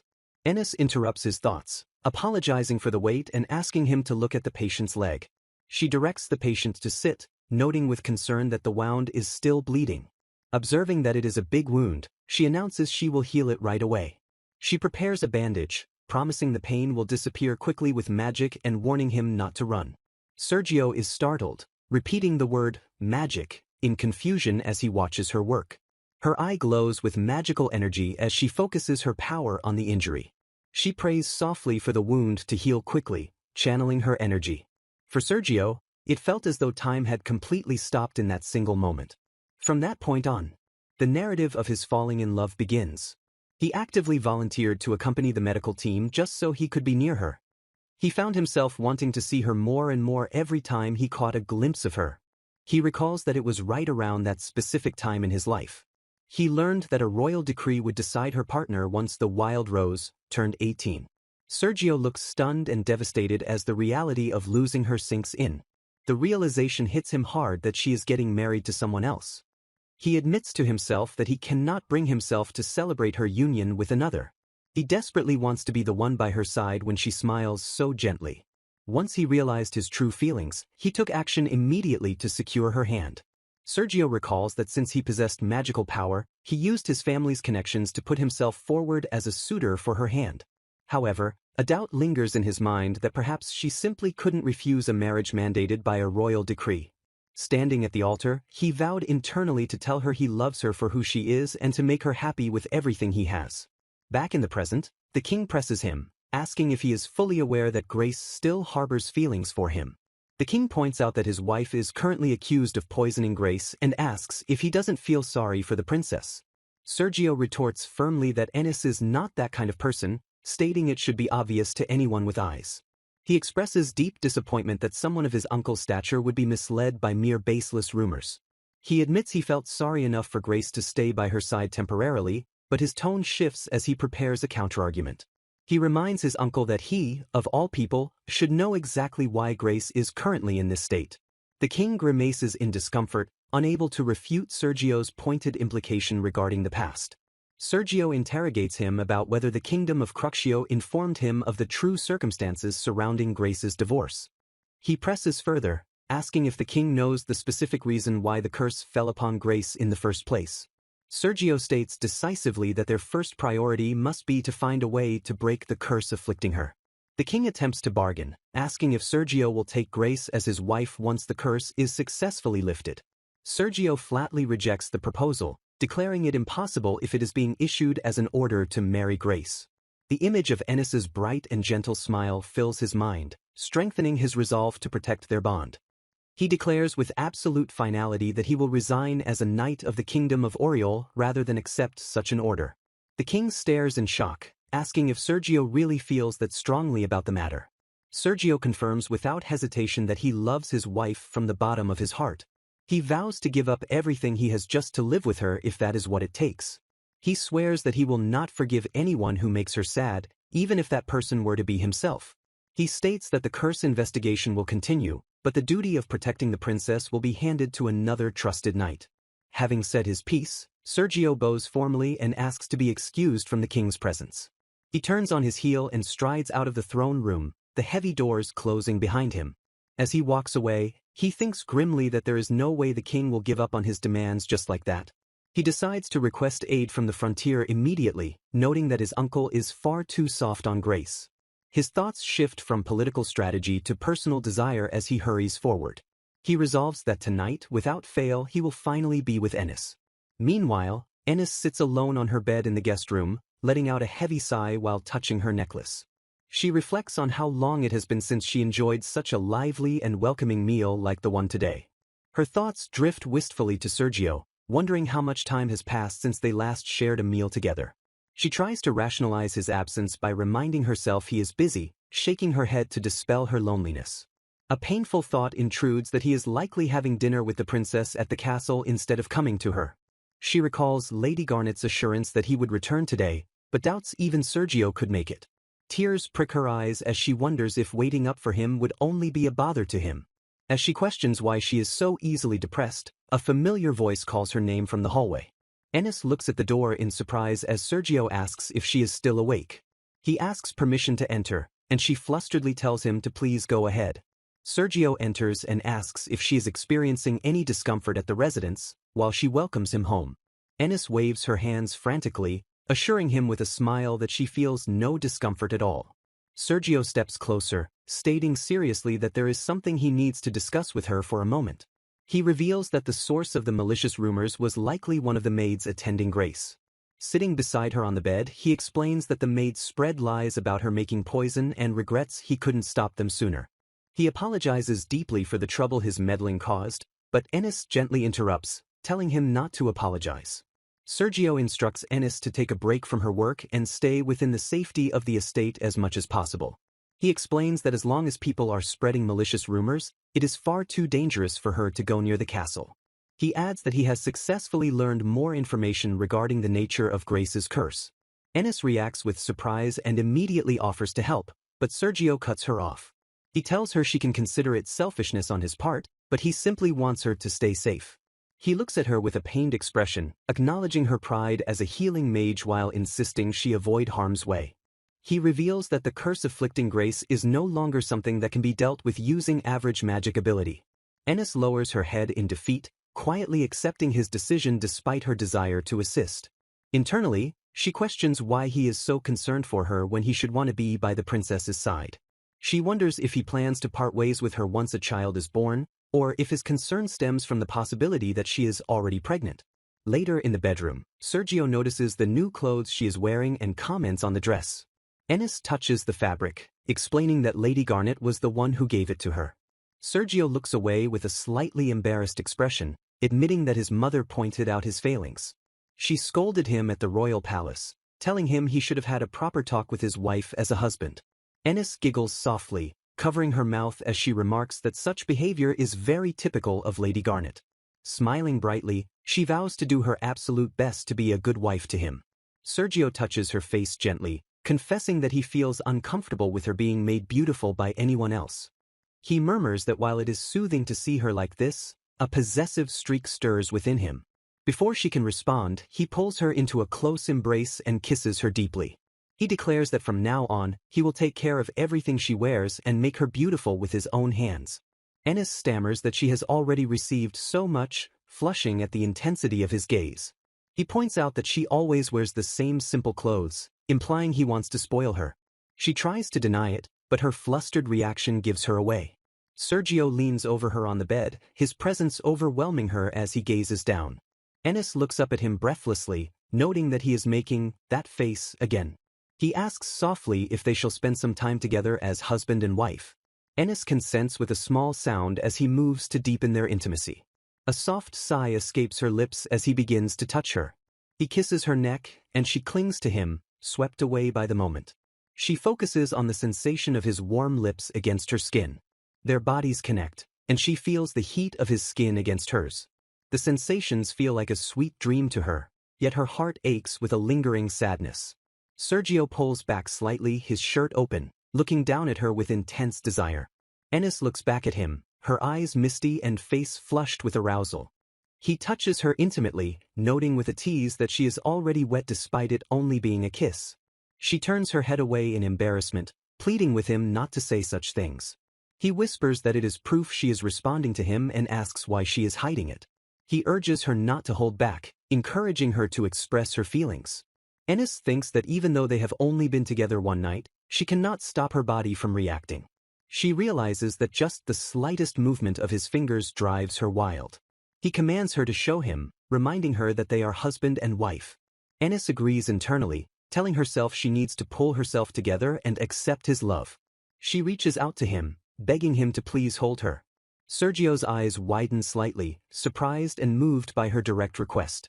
He kisses her passionately, and she complains weakly that he shouldn't tease her so much. The scene fades out on her overwhelmed expression as they give in to their passion.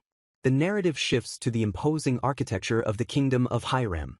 A cloaked figure stands on a balcony, muttering that she was really here. A floating spirit speaks to the man, teasing him about getting found even though he wasn't trying to hide. The man dismisses the teasing, stating that he has something he needs the spirit's help with. The spirit replies casually that it knows what he wants. The dark-haired sage smirks, holding a book, and decides that since he is free, he might as well give them a little punishment. The final panel shows a close-up of the princess, her expression dark and twisted with malice. A dark-haired sage stands in the grand hall of the Oriole Palace, remarking to the prince that his kingdom has quite the bold princess. He notes with amusement that they seem to have gotten involved with a type of curse that is rarely seen these days.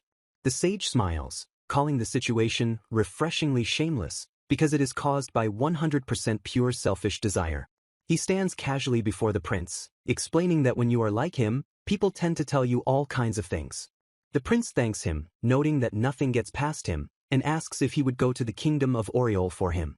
The sage agrees, stating he will offset this task against the mountain of favors the prince already owes him. He complains playfully about the cruelty of the request but ultimately accepts, saying, "Well, fine." With a wicked grin he declares, "Let's get to work," anticipating that he might enjoy this little game too. The scene shifts to the exterior of the royal palace, its towers rising high under the night sky. Inside, the morning sun streams through the window, waking Ennis as she realizes it is already morning. She sits up in bed, rubbing her eyes as the memories of the previous night flood back to her. Her thoughts immediately go to Lord Sergio, her face flushing at the memory. She recalls thinking that he really was tired after all, given how quickly he fell asleep. A flashback shows her gently touching his sleeping face as he lay beside her in bed. She remembers the sensation of her hand on his cheek, a moment of quiet intimacy.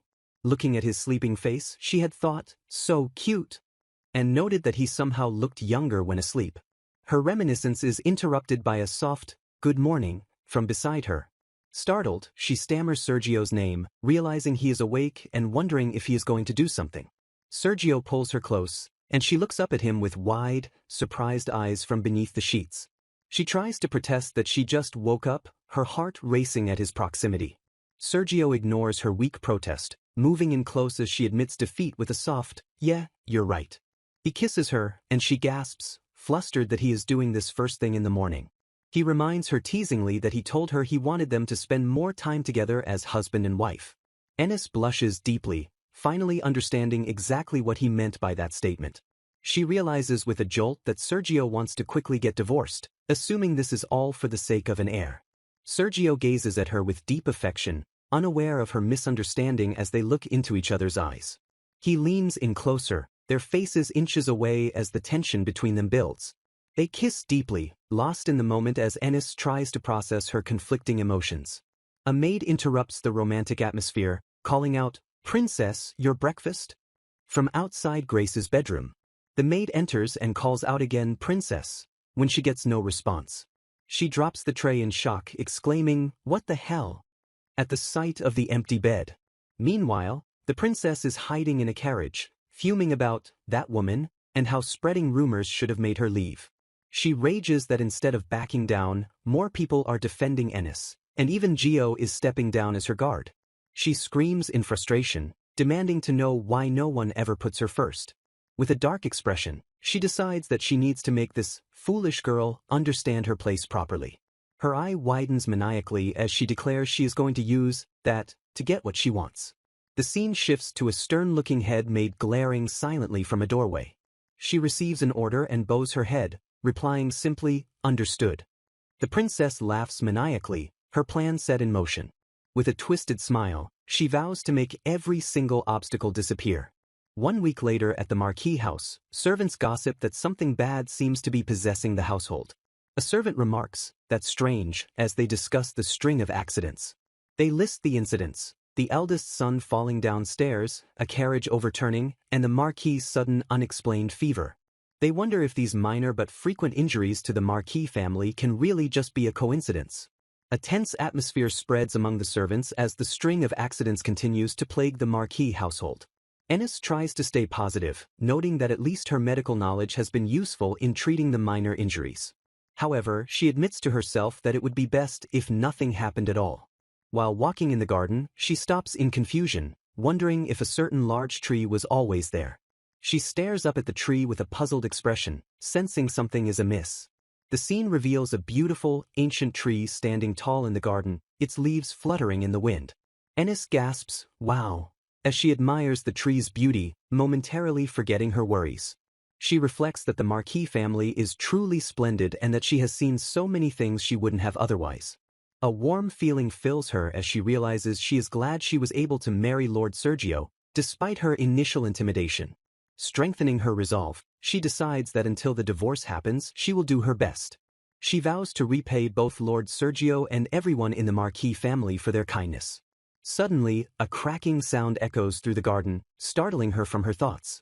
The massive tree begins to fall directly toward her, and she freezes in terror, realizing she can't escape. A dark figure rushes toward her with incredible speed just as the tree comes crashing down. A loud crash shakes the ground as the tree impacts the earth with tremendous force. Dust settles to reveal Sergio shielding Ennis with his body, having saved her at the last second. They sit on the ground, Sergio holding her protectively while she trembles in his arms. Sergio explains breathlessly that he was looking for her and is glad he made it in time, while Ennis asks why he is there. She stares in shock at the fallen ancient tree, unable to comprehend how it could fall so suddenly. She wonders aloud if it had simply reached the end of its life, trying to find a logical explanation. Sergio looks at the tree with a sharp, suspicious gaze, doubting it was a natural occurrence. Ennis suddenly notices he is injured and cries out his name in concern. Sergio stands up abruptly, stating that something urgent is happening that needs to be dealt with immediately.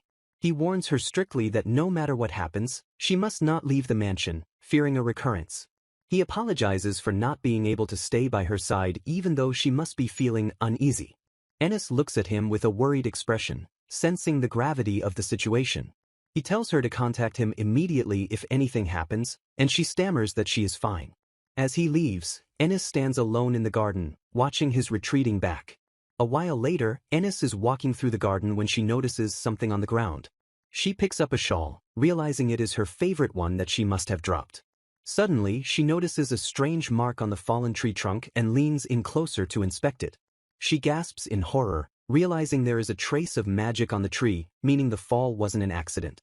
Her mind races to the princess's curse, connecting the dots between the incidents. She realizes with dread that if this is investigated again, the truth of a magical attack will come to light. The door to her room bursts open, startling her as she jumps in surprise. A frantic maid rushes in, shouting that Lord Sergio has suffered a serious injury in the castle training grounds. Ennis freezes, her mind going blank at the sudden, terrible news. She frantically asks if he is all right and if he is conscious, panic rising in her voice. The maid claims she doesn't know that much and urges Ennis to head to the castle immediately. Ennis hesitates, recalling Sergio's strict order not to leave the mansion under any circumstances. The maid presses her, insisting that they need her power as a medical mage to save him. Hearing that her power is needed, Ennis's expression shifts from fear to determination.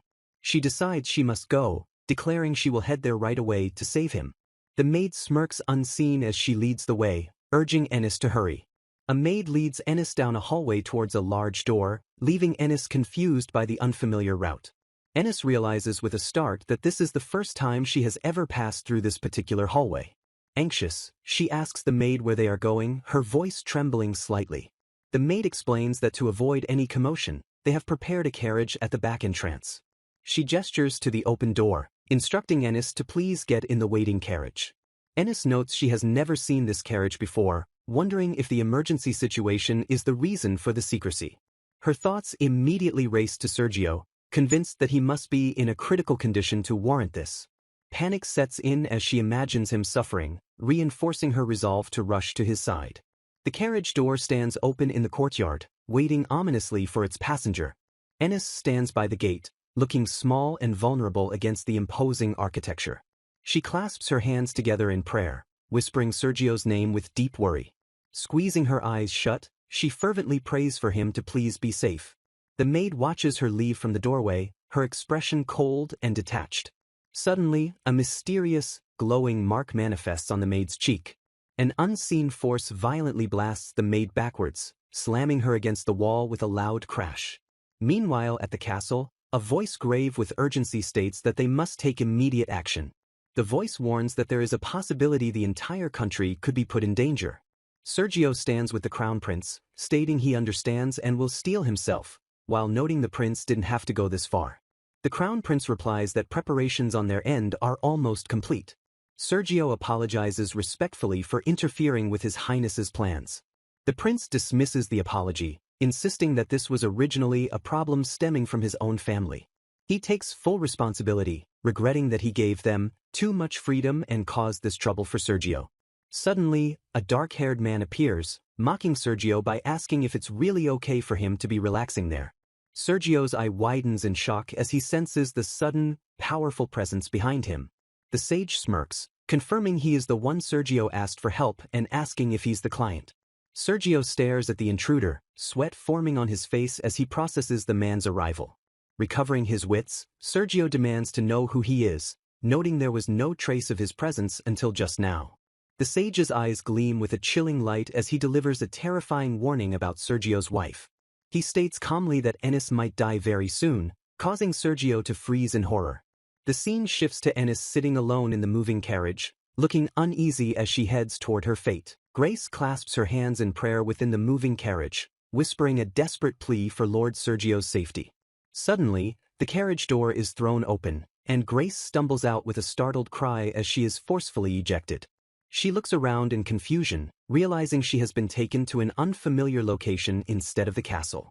Panic sets in as she questions the driver, realizing this is certainly not the correct route. She calls out to the driver, pleading with him to turn back immediately because they are going the wrong way. The driver ignores her cries completely, his expression grim and unresponsive as he urges the horses onward. Grace watches him in terror, realizing he has no intention of listening to her pleas. The carriage comes to a halt in front of a desolate, wooden cabin deep within the forest. Grace steps down onto the dirt, her heels sinking slightly into the ground as she surveys the ominous surroundings. She stands before the silent driver and the empty carriage, trembling as she asks where they are. Fear grips her as she scans the area, realizing she is completely trapped and isolated. Image. A stern woman stands waiting for her outside the cabin, her presence radiating hostility. Image. The woman greets her with a chilling welcome, noting that she has finally arrived. Inside the candlelit cabin, the blonde princess sits on a sofa, waiting like a queen in exile. She sneers at Grace, complaining that it is her fault she has been reduced to hiding in such a filthy place. Grace stares in disbelief, stammering out the princess's title as she recognizes her. The princess scolds her for clinging to Joe's side despite her explicit warnings. Her expression twists into a rage as she screams, demanding to know who Grace thinks she is. Grace clutches her chest, terrified by the unhinged fury directed at her. The princess declares with absolute arrogance that she is the only one capable of making Gio happy. She glares at Grace, demanding she return Gio to her immediately. She reveals her twisted plan to bear Sergio's child solely to force a divorce. Grace gasps in horror, unable to believe the woman would use a child for such a scheme. The princess lunges with a knife, screaming for Grace to just disappear instead of forcing her to do this. Grace freezes, her eyes wide with terror as the blade comes into view. Meanwhile, back at the estate, Sergio shouts in disbelief, demanding to know what the mage means about his wife dying. The dark-haired mage explains that the princess of the country has finally made her move. Sergio is stunned, struggling to process that the princess is targeting Grace. The crown prince intervenes, asking the mysterious stranger to identify himself. The stranger smiles, introducing himself as a magician from the kingdom of Hiram. He proudly announces his title is Dai Kenja, causing Sergio to sweat at the ridiculous-sounding name. Unbothered by their reaction, he explains he heard from Loga and came to help as a collaborator. Sergio wastes no time, immediately asking if the mage knows where Ennis is. The mage confirms he does know, hesitating slightly before delivering the details. He mentions that a spirit told him the location. Sergio is surprised to hear a spirit is involved. The mage reveals she is being held in an old cabin in the forest outside of town. With a smirk, the mage declares he will go on ahead and disappears. He vanishes into thin air, leaving the others behind to catch up. The crown prince decides to join the rescue, declaring he will go too. He orders his subordinate to move out quickly, and the man acknowledges the command. The subordinate, Paus, turns to leave immediately to execute the order. A memory of Grace's smiling face flashes through Sergio's mind as she tells him to be safe. Sergio spurs his horse forward, vowing to definitely come and save her. He rides furiously, pushing his mount to its limits as he tears across the landscape. He addresses the small spirit clinging to his shoulder, recognizing it from before. He asks if the spirit intends to guide him to Grace's location. Grateful for the assistance, he thanks the little creature with a determined smile. As he races through the streets, his heart pounds with the desperate thought that he never wants to lose her. He reflects on how he truly admires her sincere dedication to everything she does. He thinks of how touched he is by her kindness and her constant habit of putting others first. These qualities have made him come to love her even more deeply. He realizes that without her, he cannot go on living, for she is his greatest happiness. The horse neighs loudly as they gallop out of the city and into the wild.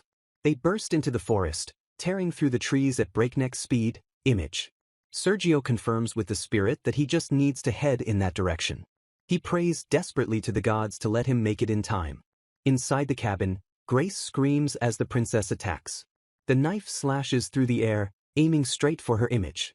The princess rants that Sergio has always put her first since they were children. She insists that everyone, including Gio, must make her their number one priority. With a twisted smile, she claims that she was born to be loved above all else. Her expression snaps into pure hatred as she refuses to accept losing to anyone. She brings the weapon down, screaming her disdain for a lowly woman like Grace. The blonde princess grips the girl's chin, declaring that she is a special princess and Gio belongs only to her. Ennis stares back in stunned silence, unable to process the woman's delusion. Finding her voice, Ennis shouts back, demanding the princess stop talking about Lord Sergio as if he were a mere object. The princess counters by asking if Ennis loves Sergio, causing Ennis to freeze in confusion over her own racing heart. Ennis wonders how the princess can claim love while speaking so cruelly, realizing her own feelings are overflowing uncontrollably. A realization strikes her hard, widening her eyes as the truth settles in her mind. She whispers a soft confirmation to herself, accepting the emotion she had suppressed. She admits that she has fallen in love with Lord Sergio without even realizing it until this very moment.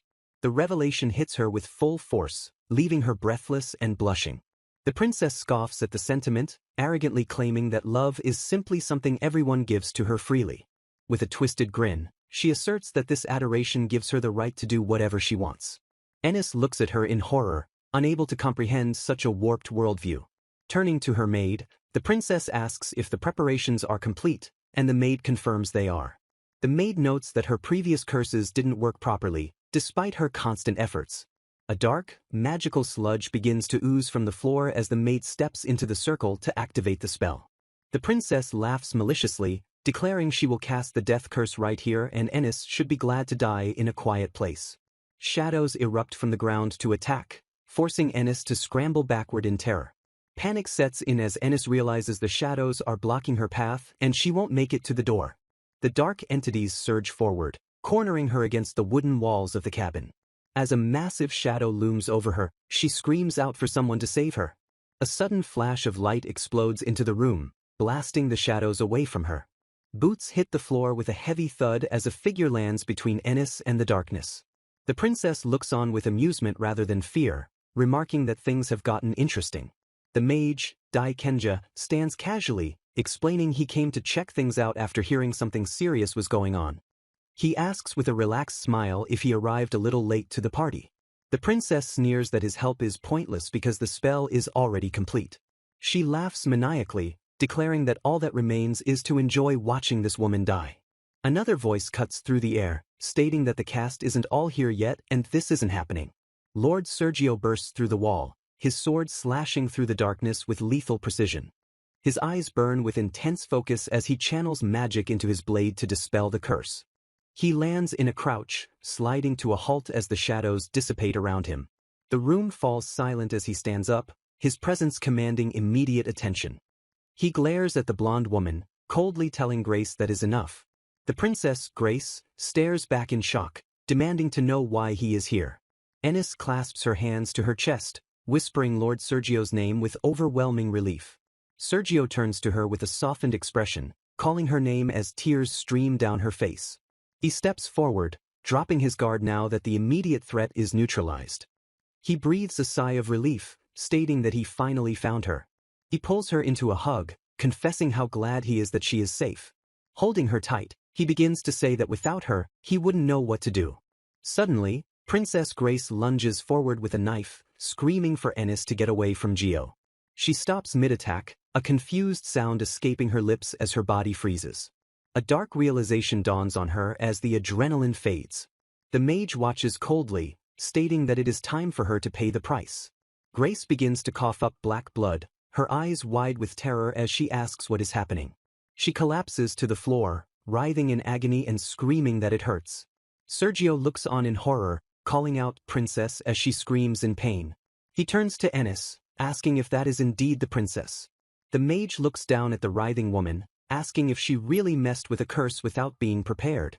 He explains that her heart was already tangled in a curse rebound, and this pain is the price she must pay. He adds that because she failed the spell, the double rebound means her heart won't hold out much longer. Reaching out his hand, the mage declares that before she dies, there is something else to do. With a mysterious smile, he invites them to take a look at the truth. This tale begins with a certain princess born in a certain kingdom, the child of a king and his concubine. Though she was merely the daughter of a concubine, her royal lineage defined her existence from the moment of her birth. Her doting parents raised her like a precious butterfly among flowers, allowing her to grow up completely free and adored. When she came of age, she was married off to the king of a large nation, entering his court as a concubine just as her mother had done. She naively believed she would be cherished just like her mother, who had been loved dearly by the king despite her status. However, reality was about to shatter her sheltered worldview. In this new country, the hierarchy was absolute. The queen held priority over everything, and a concubine was nothing more than a concubine. The princess, who had lived so freely and been spoiled by everyone, found this rigid inferiority impossible to bear. Desperate to raise her own status, she attempted to win favor with the former king. But her schemes were discovered by the queen, leading to the princess becoming completely isolated within the royal palace. Driven to malice, she decided to strike back at the queen by using a curse. She utilized a forbidden ring from her father that amplified magic, though it had been sealed away by their homeland. Since the princess herself had no magic power, she enhanced her maid's power to cast the curse and plot the queen's assassination. The king uncovered her crimes, and because she had taken thorough precautions, the curse reflected back onto her. The princess was divorced and sent back to her home country, where the rebound of the curse now threatened to end her life. Upon hearing that she will soon die, the princess freezes in sheer disbelief. While observers panic and insist she needs treatment, the princess recoils from the help offered. She screams at the man approaching her, demanding that he not touch her. With venom in her voice, she declares she would rather die than be treated by a filthy rat like him. The man is left stunned by her vitriol in the face of death. He snaps back, asking Grace if she even understands what she has done, telling her that her behavior is enough already. Grace remains defiant, insisting that he should be putting her first, not that woman. She demands to know why he didn't protect her, to which he coldly replies that he serves the nation as a knight. Refusing to listen, she screams at him to shut up, but then her attention is caught by a mirror on the floor. She gazes into the glass and is horrified by the disfigurement staring back at her. As the realization of her ruined face sinks in, the people around her cry out her title in alarm. Overwhelmed by the horror of the curse's effect, the princess collapses. Meanwhile, a stern woman informs the maid that she shares the blame and cannot escape the curse rebound either. The maid is confused, wondering why the rebound is happening since she didn't cast any counter-curse. A darker figure surmises that the targets must have prepared a defense in case something happened, or perhaps the princess's parents had magic. An observer realizes that a spell was cast specifically to protect the princess. It was her parents' love that had been shielding her all along. A locket opens to reveal the image of her family, a testament to the protection she unknowingly carried. Tears stream down her face as she realizes they protected her from the curse. Overcome with emotion, she calls out to her mother and father. She finally understands that they have been protecting her all this time, ever since back then. The narrative shifts to Ennis, who explains that she came to this country because she was asked to help lift the princess's curse. She accepts the grave risk, acknowledging that if she fails the spell and loses her life, that is just how it goes. She hesitates for a moment, trying to gather the courage to speak. Ennis turns to the others and asks if they would lend her their strength to break the princess's curse. The knight is incredulous, shouting Ennis' name and reminding her that the princess tried to kill her. He admits he was really scared when he thought she might die and asks if she can really forgive Grace. Ennis explains that before she even thinks about forgiveness, she cannot just stand by and let someone suffer right in front of her. With a gentle smile, she declares that she must act because she is a healing mage. The knight, moved by her compassion, whispers her name softly. Ennis worries that Lord Sergio would be heartbroken if the princess were to die. She thanks him, reiterating that she doesn't want the one Lord Sergio loves to die. Lord Sergio gazes at her, admitting he has never met someone as kind and dignified as her. He resolves to follow her lead if that is truly what she wishes. Turning to the Daikenja, he asks if there is anything he can do to assist. The sage smiles and advises him to simply stay by Ennis-chan's side. Lord Sergio accepts this instruction immediately, confirming he understands. The Daikenja declares he shall grant their wish and asks if the other man will lend his strength too. The couple responds in unison, eager to help. He checks on Ennis one last time, asking if she is sure she isn't pushing herself, to which she assures him she is fine. He instructs her to use her healing magic as usual. The healing ritual begins as the group gathers around the cursed princess. Ennis prepares herself, signaling the start of the process. Hands clasped together, channeling energy to initiate the spell. Ennis begins her incantation, calling upon the ever-present spirits of nature. Sergio calls upon the magic to grant him power, while the sage invokes the laws that govern them. A sudden surge of energy washes over Sergio, leaving him momentarily breathless. He marvels at the sensation, noting what a strong and warm power it is. The group concentrates their collective magic around the princess, enveloping her in a brilliant light. The princess's eye snaps open in shock as the spell takes effect. The scars on her face remain visible despite the intensity of the magic being poured into her. As the light fades, the maid and Ennis cry out to Her Highness in alarm as she collapses. The maid frantically points out that the marks are still there, but she is reassured that the princess is just sleeping. Ennis looks at the scarred face with concern, asking if the curse could not be broken. The sage explains that the spell was a success and the seizures caused by the curse backlash shouldn't happen anymore. However, he warns that the mark of using forbidden magic will remain as a consequence of attempting to wield power beyond human understanding. The revelation leaves the group in stunned silence, muttering that there is no way this could be the outcome. The sage declares he is fine as he is, then turns his attention to the maid, stating that she is next.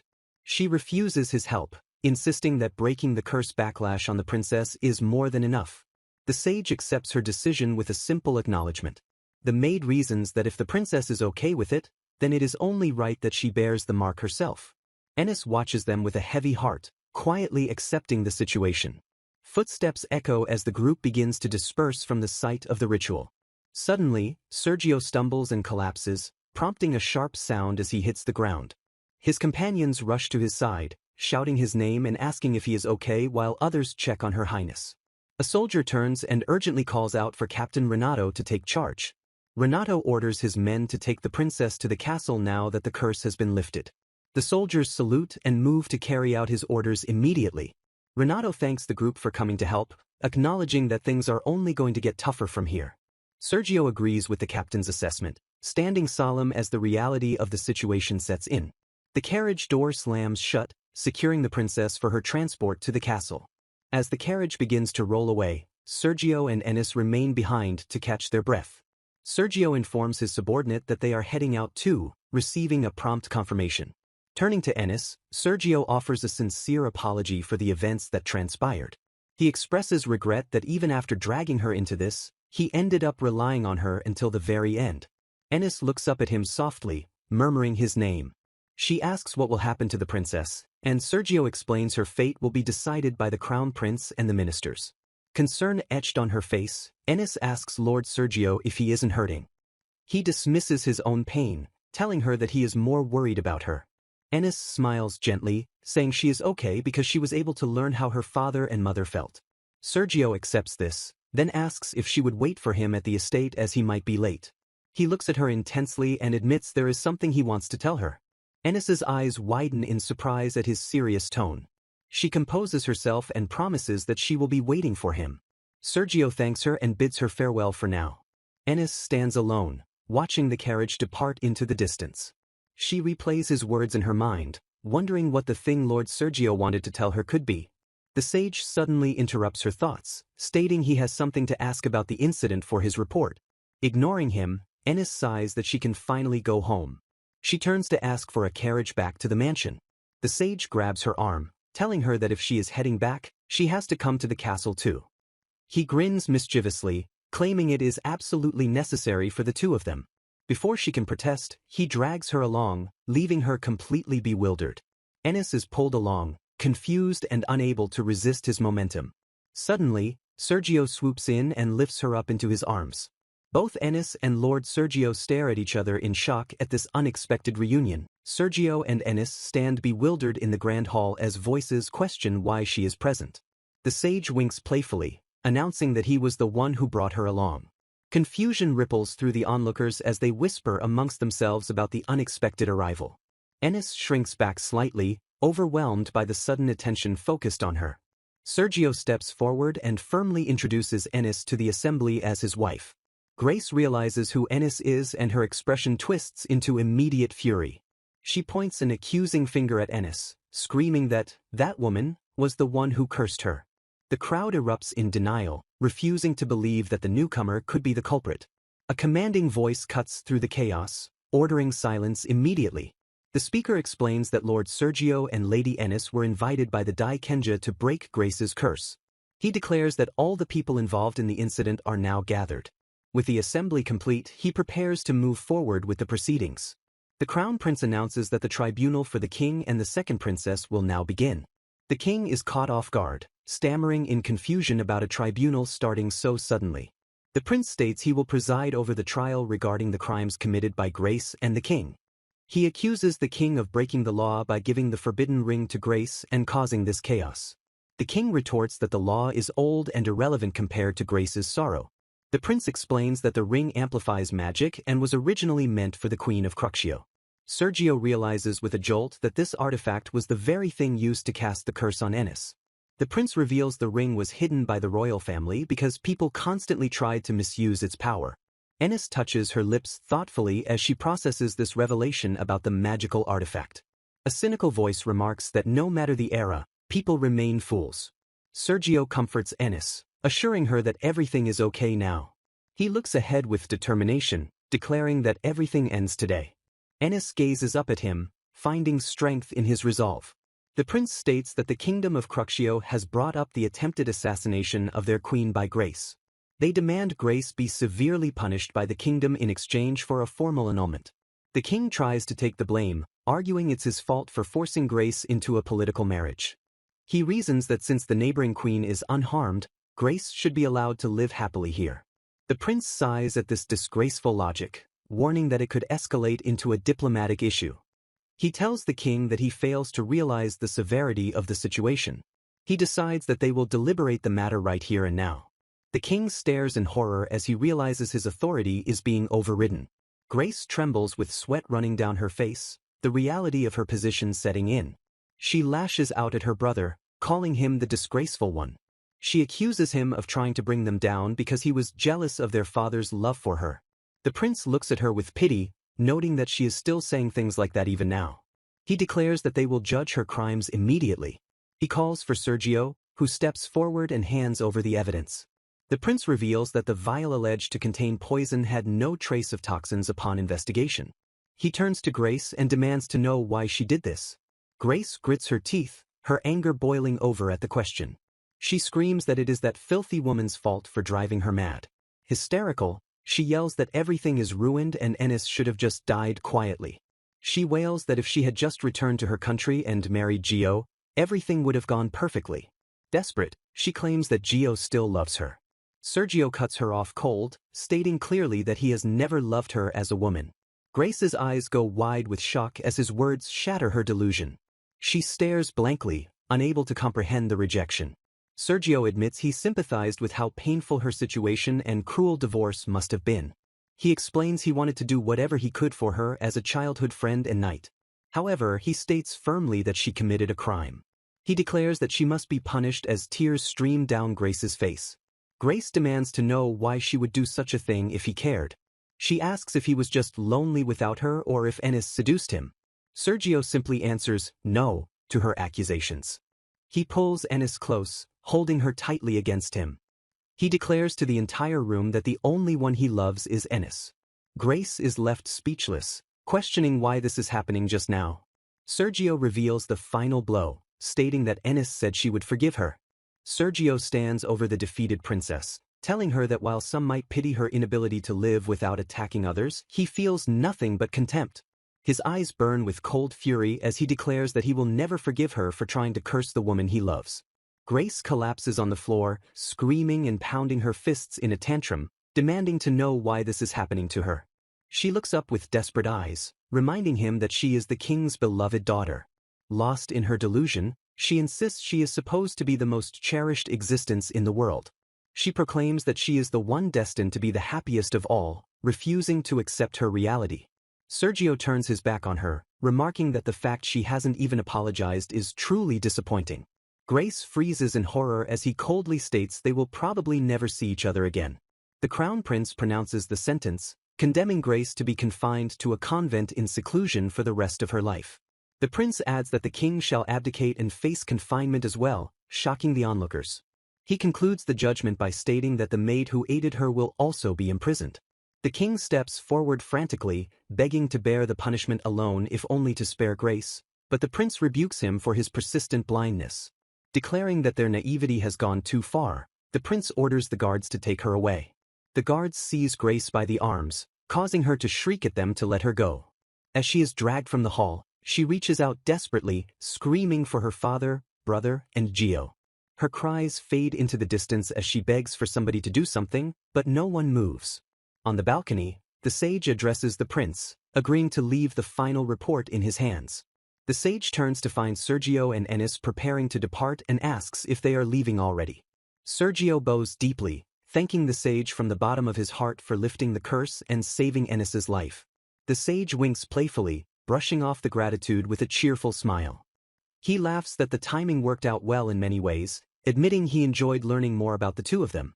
When Sergio offers to return the favor someday, the sage jokes that he is always accepting thank you gifts. Turning to Ennis, he enthusiastically asks her to teach him more about magic if they ever meet again. A mysterious smile plays on his lips as he gazes into the distance, noting that a fun future seems to be waiting ahead. With a final wave of his hand, he bids them farewell. Later that night, the castle stands tall and silent under the starry sky. Upon their return, the estate staff rush out, crying tears of relief as they call out Lady Ennis's name.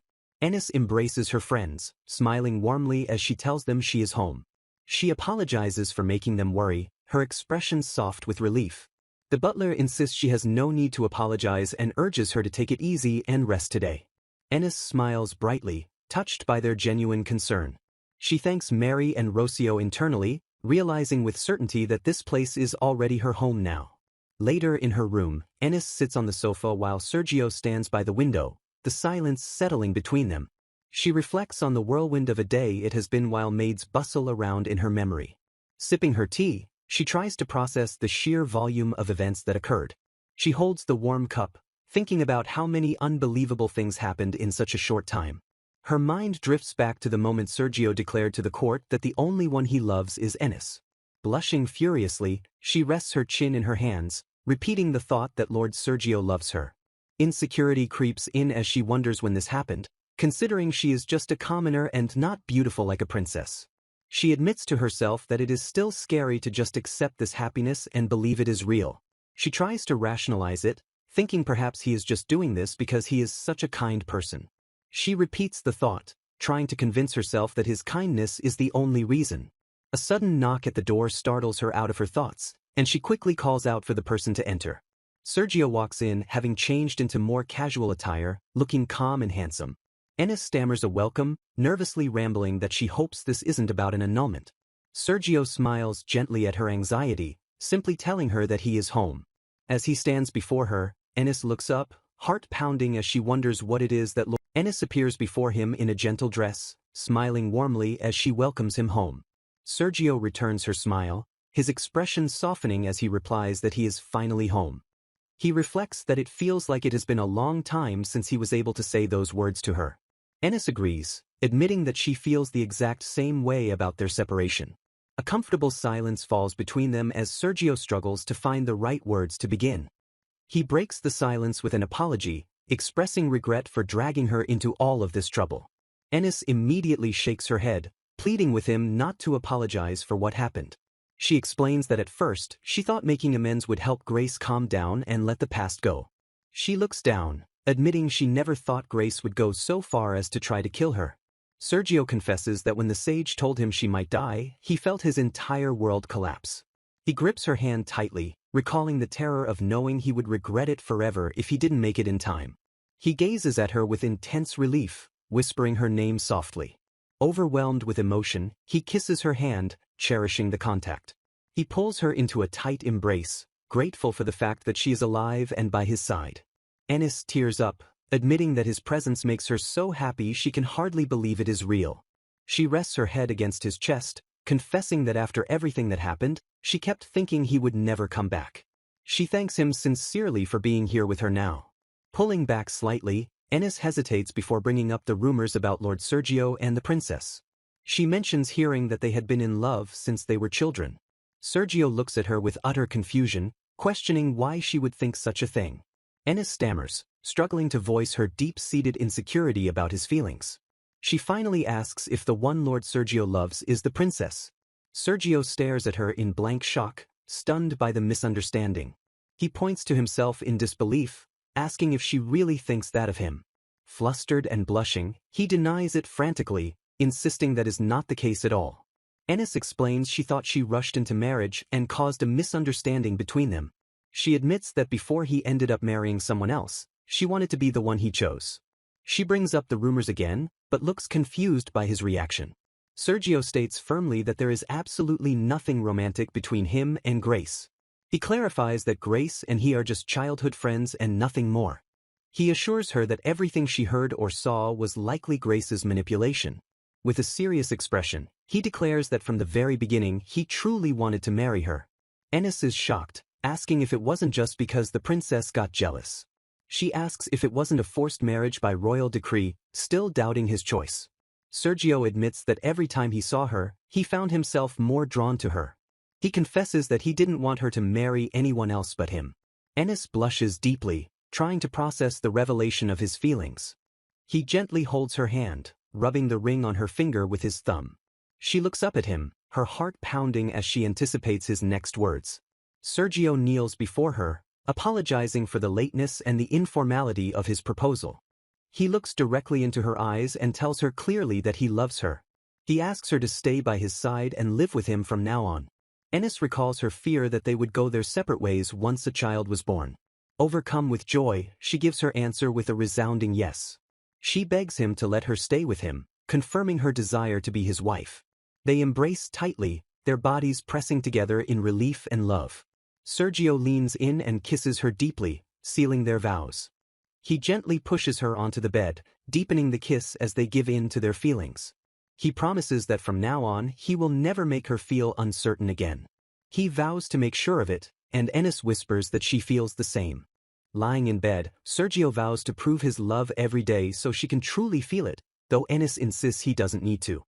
He gazes at her with soft eyes, simply stating, "I love you, Ennis." He pulls her closer, whispering a desire to hear her cry out in his hands again tonight. He pauses, murmuring that the feeling is strange to him. The focus shifts to the intimate proximity between them. Sergio apologizes for dragging her into all the trouble that occurred. Ennis shakes her head, explaining she thought making amends would calm Grace down. She admits she never thought it would go that far. She reveals her shock that Grace would actually try to kill her. Sergio confesses that when the sage told him she might die, he felt his world collapse. He holds her hand tightly, conveying the fear he felt of losing her. He looks at her deeply, calling her name. He leans in to kiss her neck, savoring her presence. Holding her in a tight embrace, he cherishes the fact that she is alive and by his side. Ennis tears up, admitting that his presence makes her so happy she can hardly believe it. She confesses that after everything that happened, she kept thinking she would never come back. She thanks him sincerely for being there with her. Hesitantly, she brings up the rumors about Lord Sergio and the princess.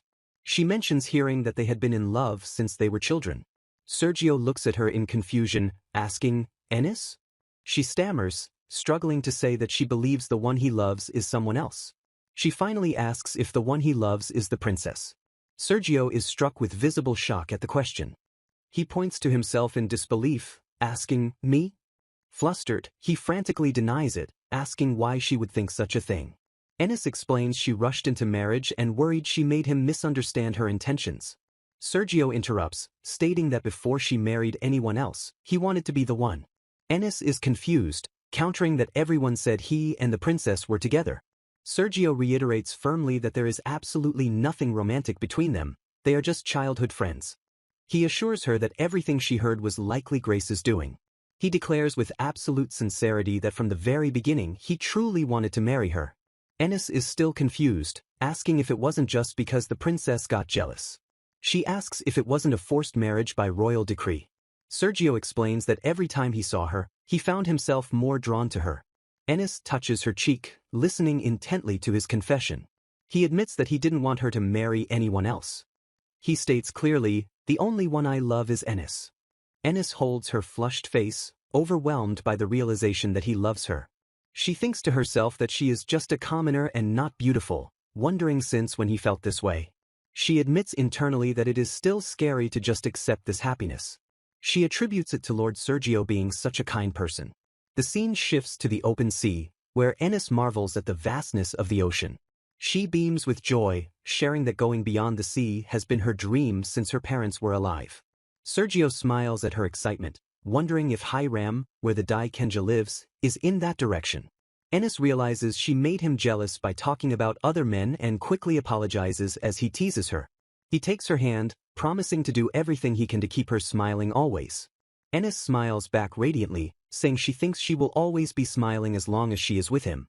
Looking out at the horizon, Sergio tells her she is the one who should be prepared for what comes next. He holds her close, Declaring that she will never be able to leave him now, Ennis lies in bed, her expression soft and slightly weary as she gazes into the distance. Her thoughts drift to her husband, wondering if Sergio has already left for work for the day. She reflects on the previous day, her mind lingering on the intensity of what transpired. Shifting in bed, she feels a heavy lethargy weighing down her limbs. Touching her cheek, she realizes with a start that her face feels unusually hot. She attempts to cast a spell to recover but is shocked to discover she actually has a fever. Lying back against the pillows, she thinks about how she believed she had gotten used to Sergio's absences. Despite her resolve, she gazes at the door and admits to herself that she still feels a little lonely. Suddenly, the door opens and Sergio walks in carrying a tray, startling Ennis completely. Confused by his presence, she asks wide-eyed if he isn't supposed to be working today. Sergio explains that she had a pretty bad fever and asks with concern if she is feeling okay. He reveals he took the day off to care for her and urges her to eat the meal while it is still warm. Ennis thanks him sincerely as he offers her a spoonful of the food. She stares at the spoon, momentarily frozen by the intimate gesture. Sergio smiles gently, holding the spoon out and prompting her to eat. Flustered, Ennis stammers that she will eat it herself later and insists she is fine. She tries to reassure him, explaining that she already cast a healing spell so he doesn't need to worry. Sergio lowers the spoon with a dejected look, quietly accepting her refusal. Panic sets in as Ennis wonders if being fed is a normal couple activity she just rejected, and she quickly apologizes. She calls out his name anxiously, seeing his slightly sullen expression. Blushing, she timidly asks if it would be okay for her to have some after all. Sergio pauses, his heart skipping a beat at her cute request. He smiles brightly and resumes feeding her, the two enjoying a tender moment together.